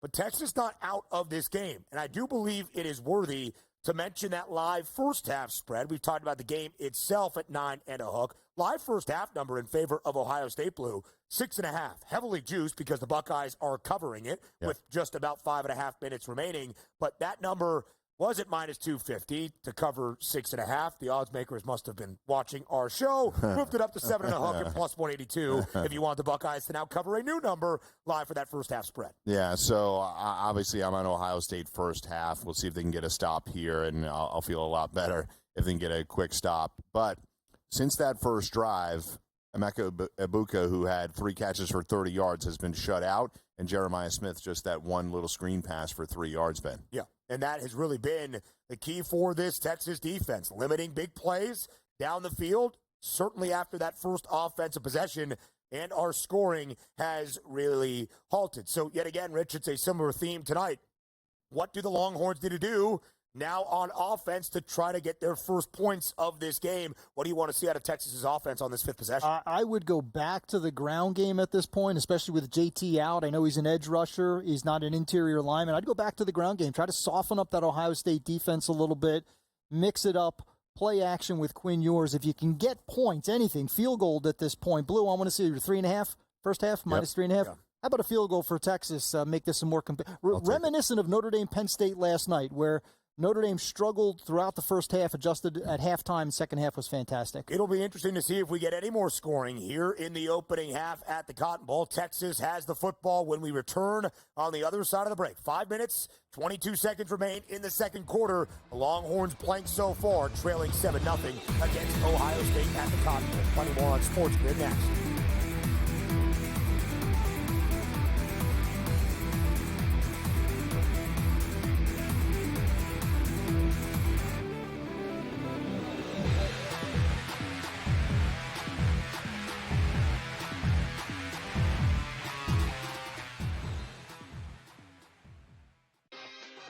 It's going to be copy-paste. Books up, not good. Win total's a tick too low. Knock it right over. Make playoff price tick too juicy. Bang it out. Postseason comes around on a tee. Knock their heads off. I don't think the Steelers organization just makes a move to make a move. They have to have, it's like being in the book. You have to know what you're going to move the line to. Game time decisions. Only on SportsGrid.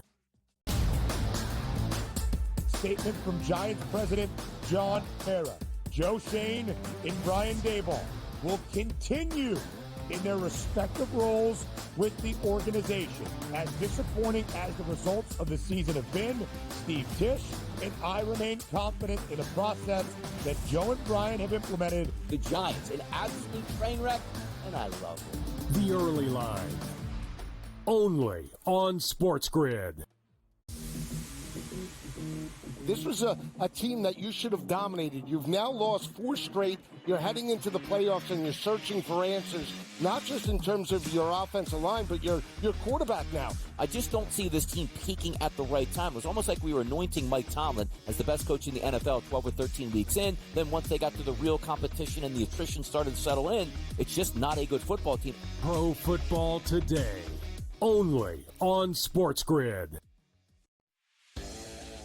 Louis Riddick has interviewed for every job in North America. And I'm not just talking football. I'm talking about every business in North America of any kind whatsoever. Tire companies, grocery store CEOs, shopping malls, insurance companies. What job hasn't Louis Riddick interviewed for? Pharrell Coast to Coast. Only on SportsGrid.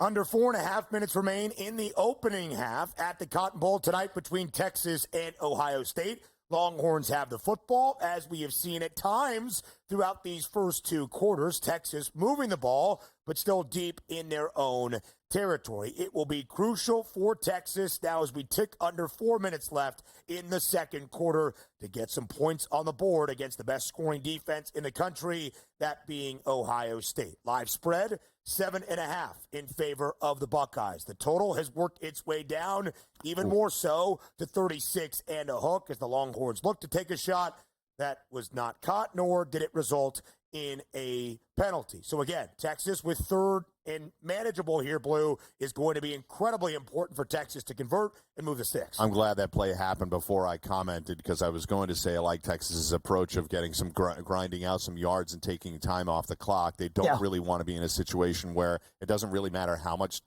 little time is on the clock. Ohio State can come over the top and beat you with some of the best players in the country. And now Texas goes over the top incomplete. As Ben said, it's going to be a huge key here for them to at least get one first down, if not multiple.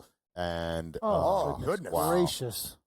And that was Isaiah Bond, I believe. Yeah. And that would have probably gone over a bet I have on Isaiah Bond, often injured through the tail portion of this season for Texas. Really good throw to a wide open Bond and a soft spot in the middle of the field that just looked like it ate him up a variety of ways, but results in an incompletion and more than likely yet another Texas punt deep in its own territory. So, Rich, we did talk about Quinn Ewers versus Arch Manning. There's been a few plays tonight that have not all been on Ewers.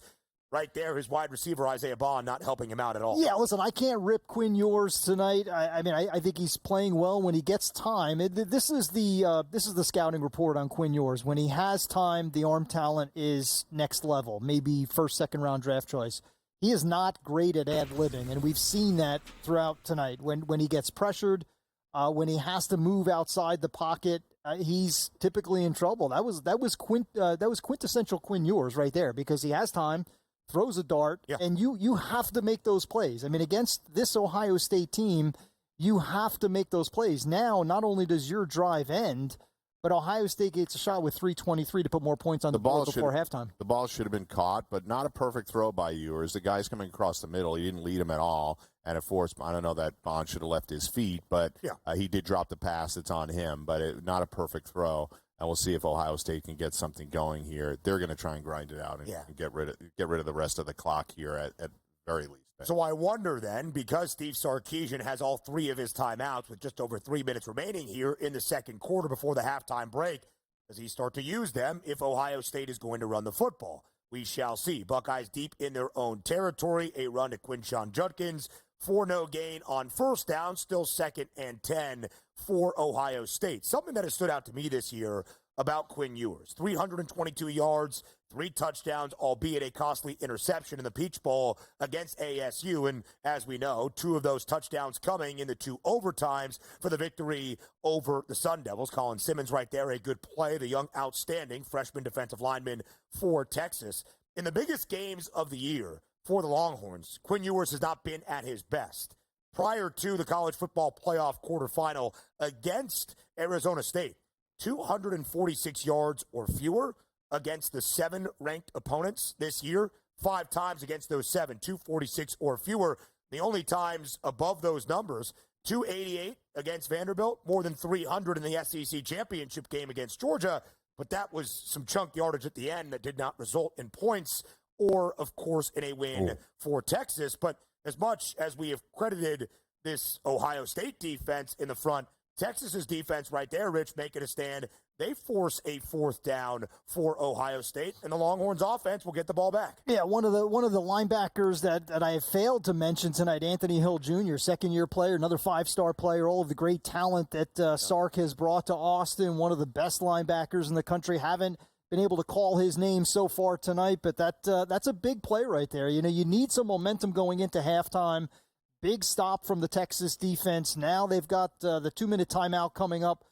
They'll have 2 minutes to try to put points on the board. Second half, guys, Ohio State gets it first. Am I correct? Correct, you are. Yeah, so this is a big drive for Texas. Every drive is going to count. Every possession is going to count. 7-0 right now, Ohio State. Texas needs to start putting some points on the board. They're going to get a shot before halftime. We saw that be critical last night as well in the Orange Bowl. Notre Dame did not have much going offensively in the opening half. They convert with a Mitch Jeter field goal with the backup quarterback Steve Angeli in, and then on their first offensive possession of the third quarter, a touchdown to get back in that football game. Can Texas do something similar? Find out next.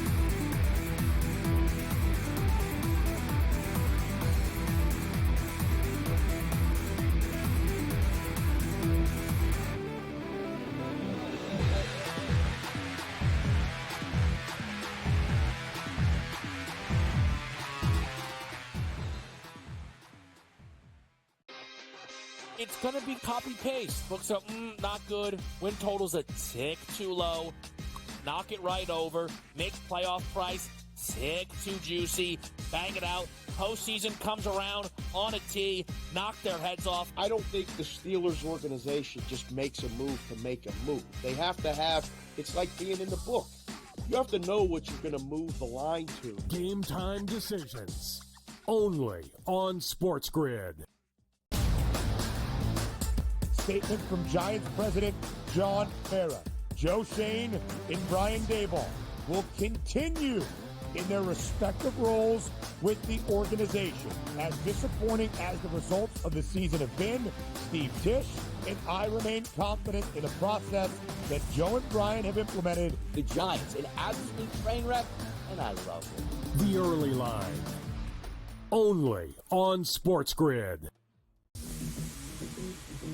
This was a team that you should have dominated. You've now lost 4 straight. You're heading into the playoffs and you're searching for answers, not just in terms of your offensive line, but your quarterback now. I just don't see this team peaking at the right time. It was almost like we were anointing Mike Tomlin as the best coach in the NFL 12 or 13 weeks in. Then once they got to the real competition and the attrition started to settle in, it's just not a good football team. Pro Football Today. Only on SportsGrid. Louis Riddick has interviewed for every job in North America. And I'm not just talking football. I'm talking about every business in North America of any kind whatsoever. Tire companies, grocery store CEOs, shopping malls, insurance companies. What job hasn't Louis Riddick interviewed for? Pharrell Coast to Coast. Only on SportsGrid.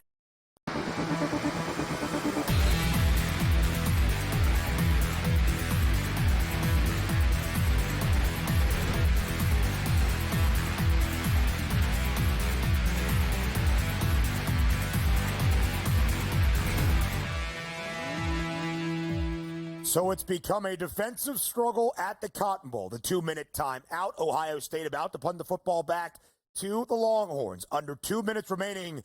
Can Texas get on the scoreboard? That is the question. Because of the Anthony Hill Jr. sack, the first recorded sack for this Texas defense tonight to Ohio State's 3. Ohio State was punting deep in its own territory. The Longhorns will have good field position. Not exactly sure where they officially spotted it, but did look like, Rich, it was around their own 40, 41-yard line. They're not far from the plus side of the field here to try to get some points under 2 minutes remaining. Anything right now would be huge, Ben. I mean, obviously you want to see a touchdown, but put a field goal up, just break through. Even psychologically, that would be so important for the Texas offense. Field position, not an issue. A couple of first downs, Mike. You could have Bert Auburn teeing up for a possible field goal. Yeah, Texas started the game giving the ball over on downs. Ohio State with the easy touchdown drive and then 8 consecutive punts by these teams. Since Ohio State raced down the field for that first touchdown drive, they've run 19 plays for a total of 57 yards. So as much as we've talked about the Ohio State defense, like Rich said before the break, Texas has stepped up as well. They're content to get rid of the rest of the clock here.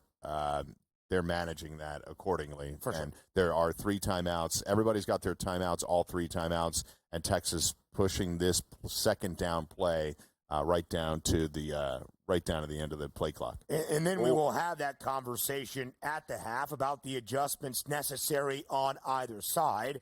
Ohio State has not been great offensively throughout the remainder of the first quarter and now into the second, but the defense has been otherworldly, as it really has been for most of this year. Perhaps we shouldn't be surprised seeing what we have right now with the two best scoring defenses in college football this season. Only 5 allowed fewer than 2 touchdowns per game on average, and these were the best 2.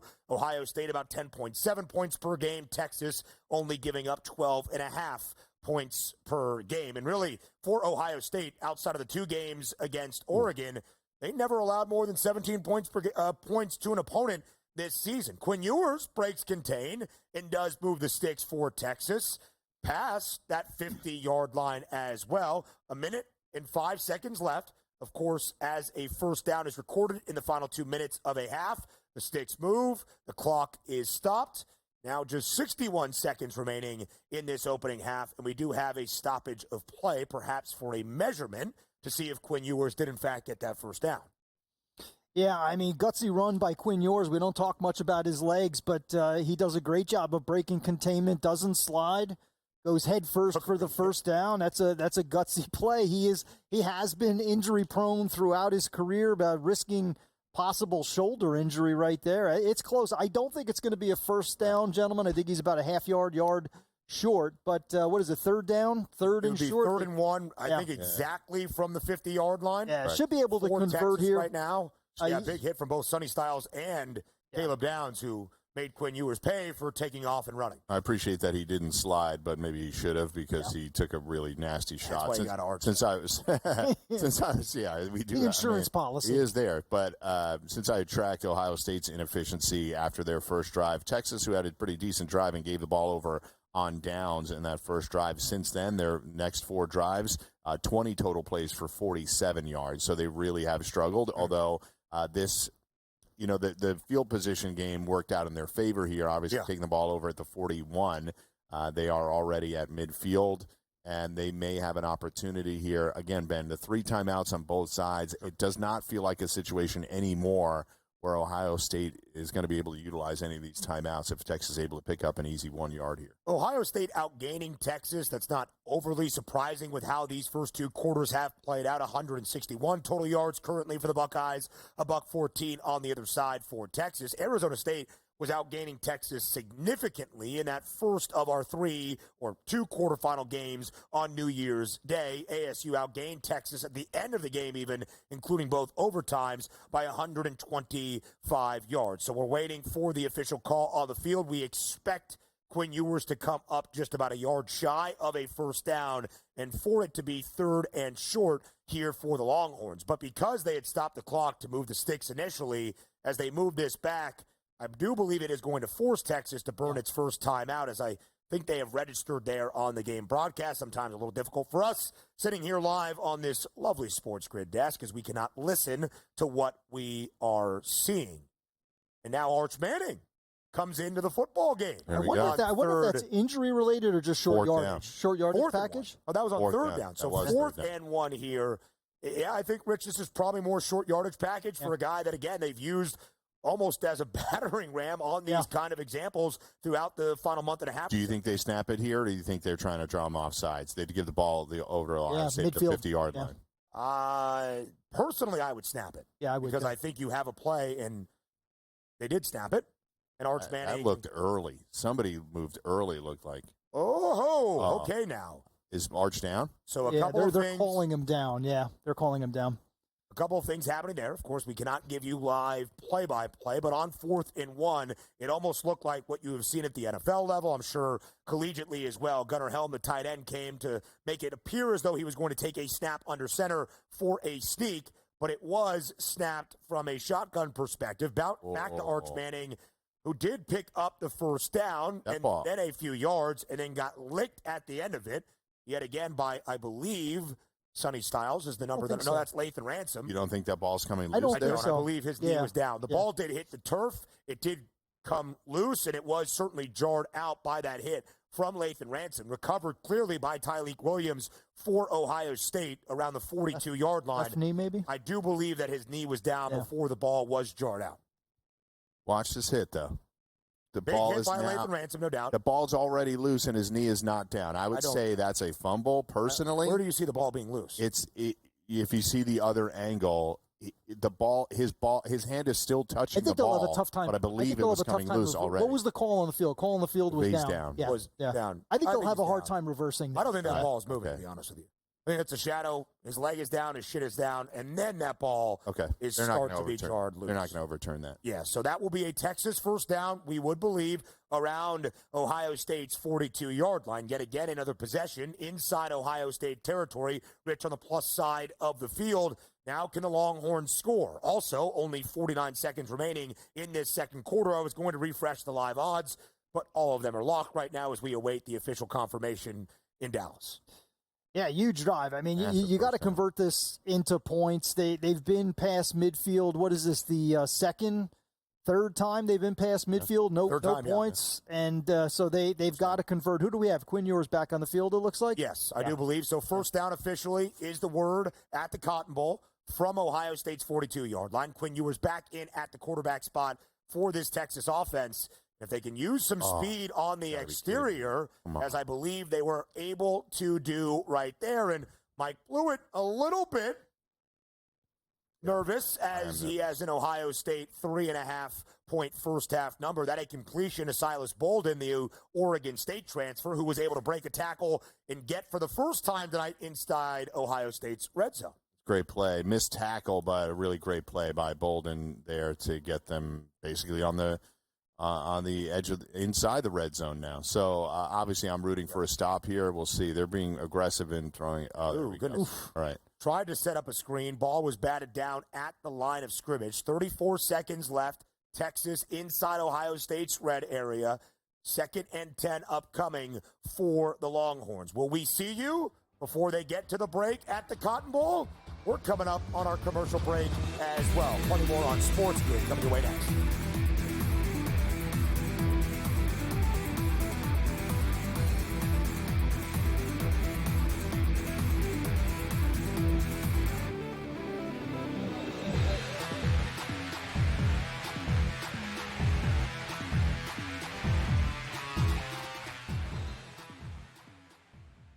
So my team didn't win this weekend, but I still did with this app that's taking over the game. Sports Millions Pick'em lets you make quick and easy predictions. Pick your favorite players, go higher or lower, and you can still win big even if your team loses. Plus, the multiplier is insane. With just a few picks, you can win big money.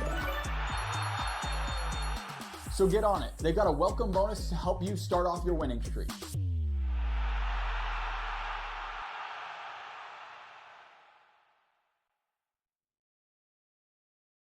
Anyone that's been to a sporting event, the atmosphere before a game, I think Game Time Decisions has that same exact atmosphere.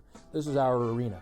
This is what we do. There is going to be an energy to Game Time Decisions that you will feel night in and night out. The excitement you get when you lock your bets in, when you're figuring out what you want to do, we can zone in on the biggest games each night. I want this to be the place that people come to before the game starts so they feel as ready as possible to lock in their cards. We are going to hit every single one of those markets that you need to know about. We're going to go through every single thing, and I've got a great team behind me that's going to help me get the job done. There is not going to be a better place, I promise you, than Game Time Decisions to get that new information, react to it, and be able to then bet accordingly. We will have everything at our disposal, and we will use that to our advantage.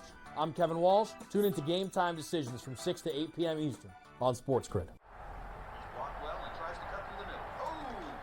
Your gut says Miami is going to win, and you should take the over. Your gut also said your NFT selfies would only go up in value. They didn't. But your head is on SportsGrid and knows the QB is in concussion protocol.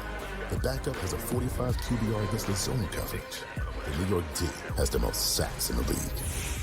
So yeah, trust your head. It's smarter to be on SportsGrid. The two guys that can do it all. Too much electricity this morning. This is a good time. We're having a lot of fun. I had to do a triple take. Ka-ching! Why? Because of parity. I didn't mean to offend. Yeah, it's not going to happen. Load management is a dirty word. Let him rip. You know what? Circumstances provide the results. What? How do you do this one? Oh, Donnie, you got such a good show there. A network that is booming. The Early Line, only on SportsGrid.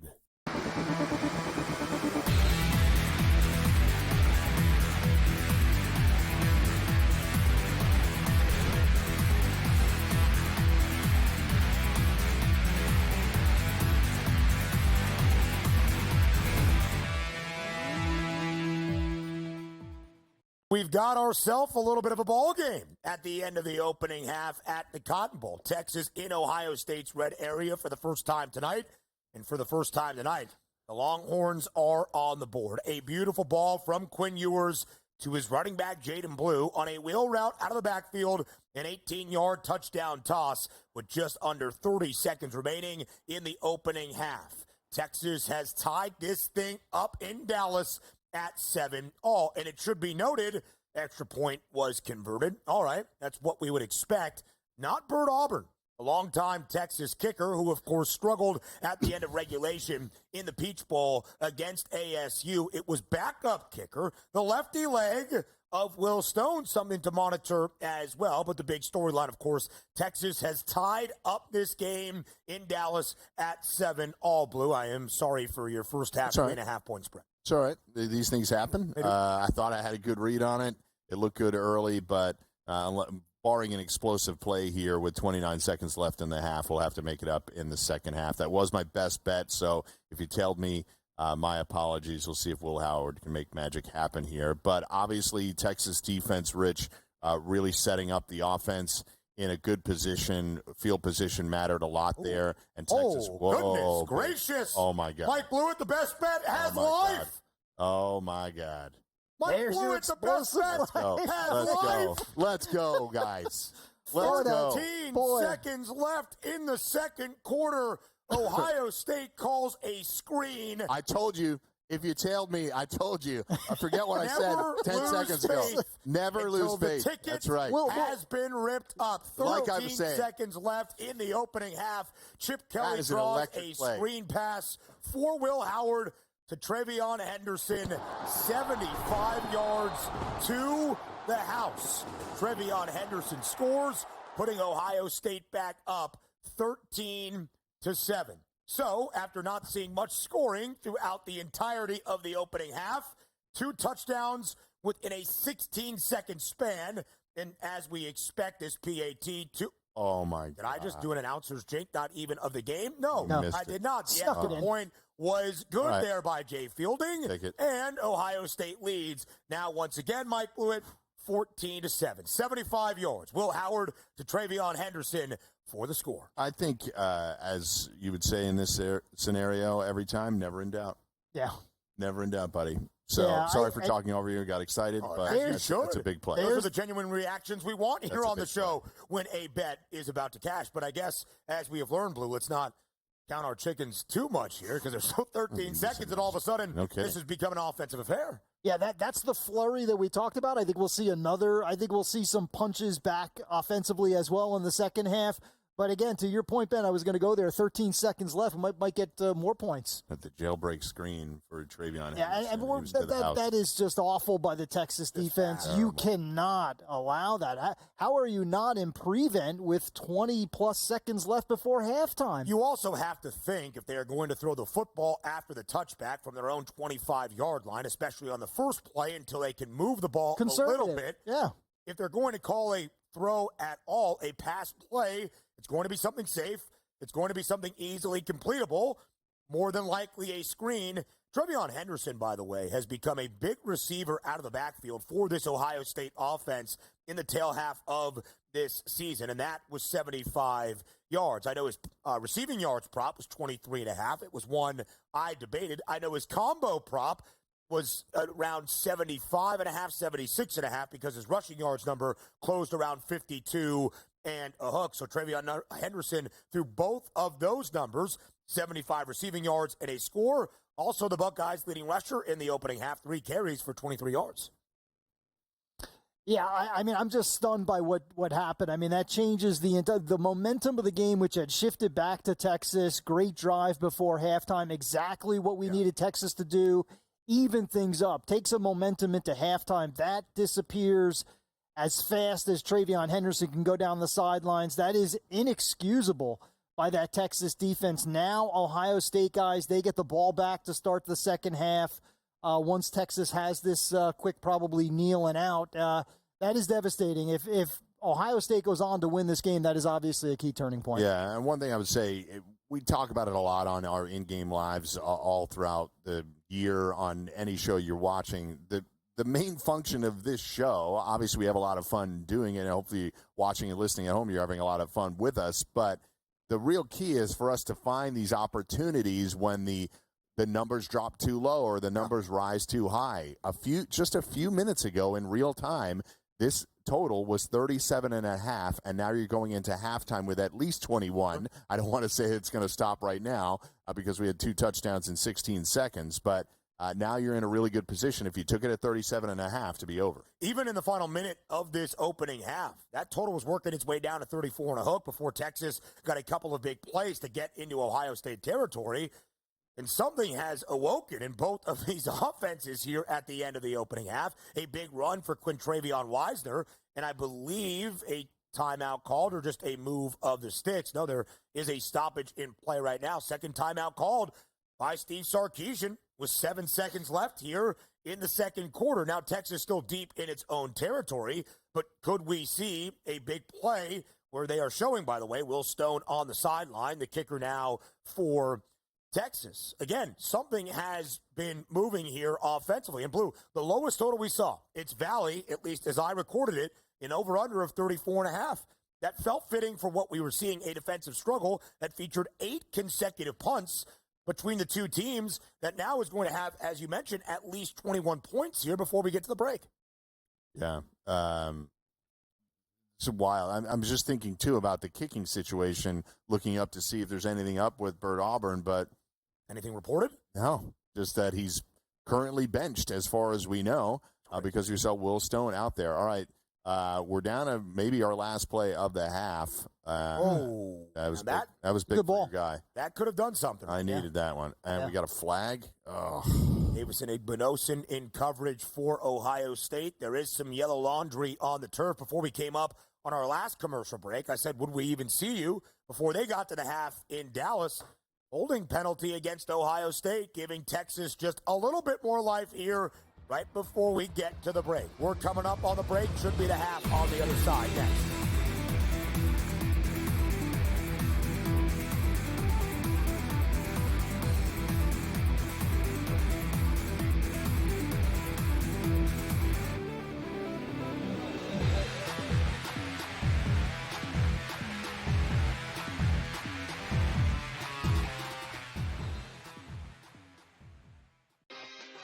It's going to be copy-paste. Books are, not good. Win total's a tick too low. Knock it right over. Make playoff price tick too juicy. Bang it out. Postseason comes around on a tee. Knock their heads off. I don't think the Steelers organization just makes a move to make a move. They have to have, it's like being in the book. You have to know what you're going to move the line to. Game time decisions. Only on SportsGrid. Statement from Giants president John Mara. Joe Shane and Brian Daboll will continue in their respective roles with the organization. As disappointing as the results of the season have been, Steve Tisch and I remain confident in the process that Joe and Brian have implemented. The Giants, an absolute train wreck, and I love it. The early line. Only on SportsGrid. This was a team that you should have dominated. You've now lost 4 straight. You're heading into the playoffs, and you're searching for answers, not just in terms of your offensive line, but your quarterback now. I just don't see this team peaking at the right time. It was almost like we were anointing Mike Tomlin as the best coach in the NFL 12 or 13 weeks in. Then once they got to the real competition and the attrition started to settle in, it's just not a good football team. Pro Football Today. Only on SportsGrid. Louis Riddick has interviewed for every job in North America. And I'm not just talking football. I'm talking about every business in North America of any kind whatsoever. Tire companies, grocery store CEOs, shopping malls, insurance companies. What job hasn't Louis Riddick interviewed for? Pharrell Coast to Coast. Only on SportsGrid.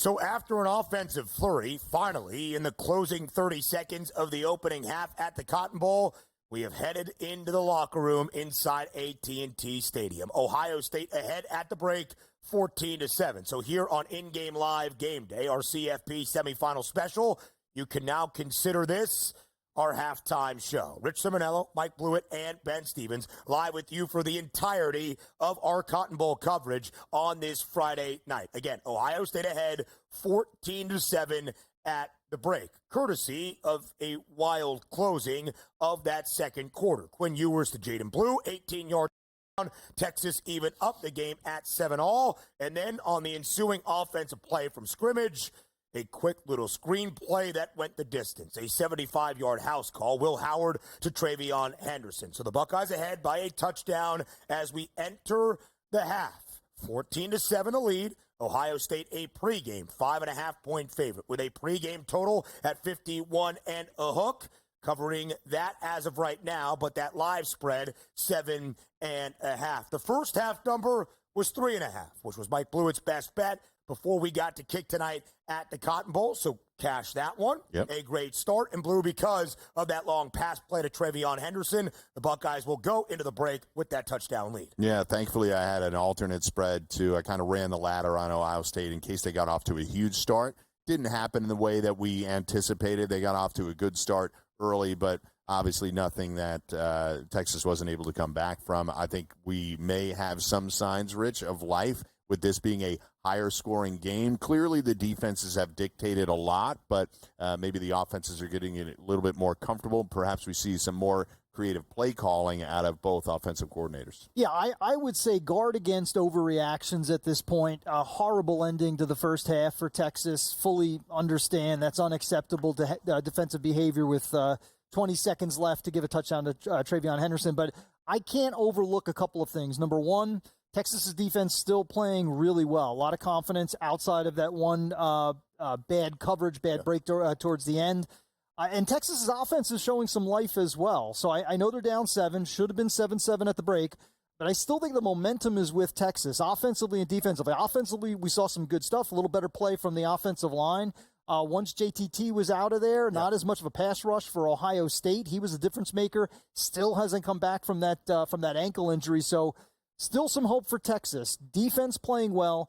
Offense showing some life. When he gets some time, Quinn Ewers is delivering, so I think there's hope in the second half for the Longhorns. Absolutely massive play for Will Howard overs as well. Because it was a screen pass, 75 yards gets added to his total and a passing touchdown. I have Will Howard over 1.5 passing touchdowns, so I'll take it any way I can get it. No doubt. Sometimes you get breaks like that, but the Will Howard numbers looking way better than they were in those last sort of 17 minutes, last 15 minutes of that first half between the first drive and that play.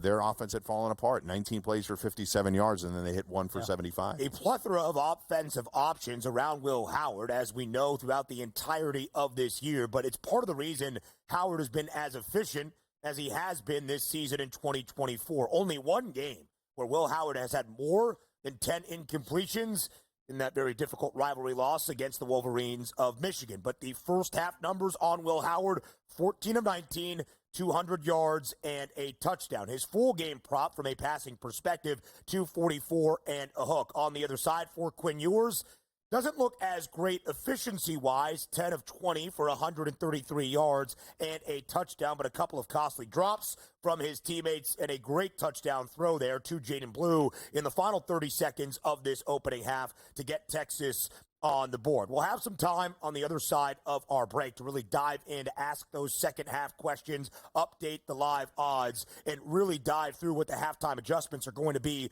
on either side. But Blue, as you look at this opening half, what is the first thing that stands out to you above all else? I think the defensive line's really getting after both quarterbacks. Certainly early on, we were talking about how Will Howard had time.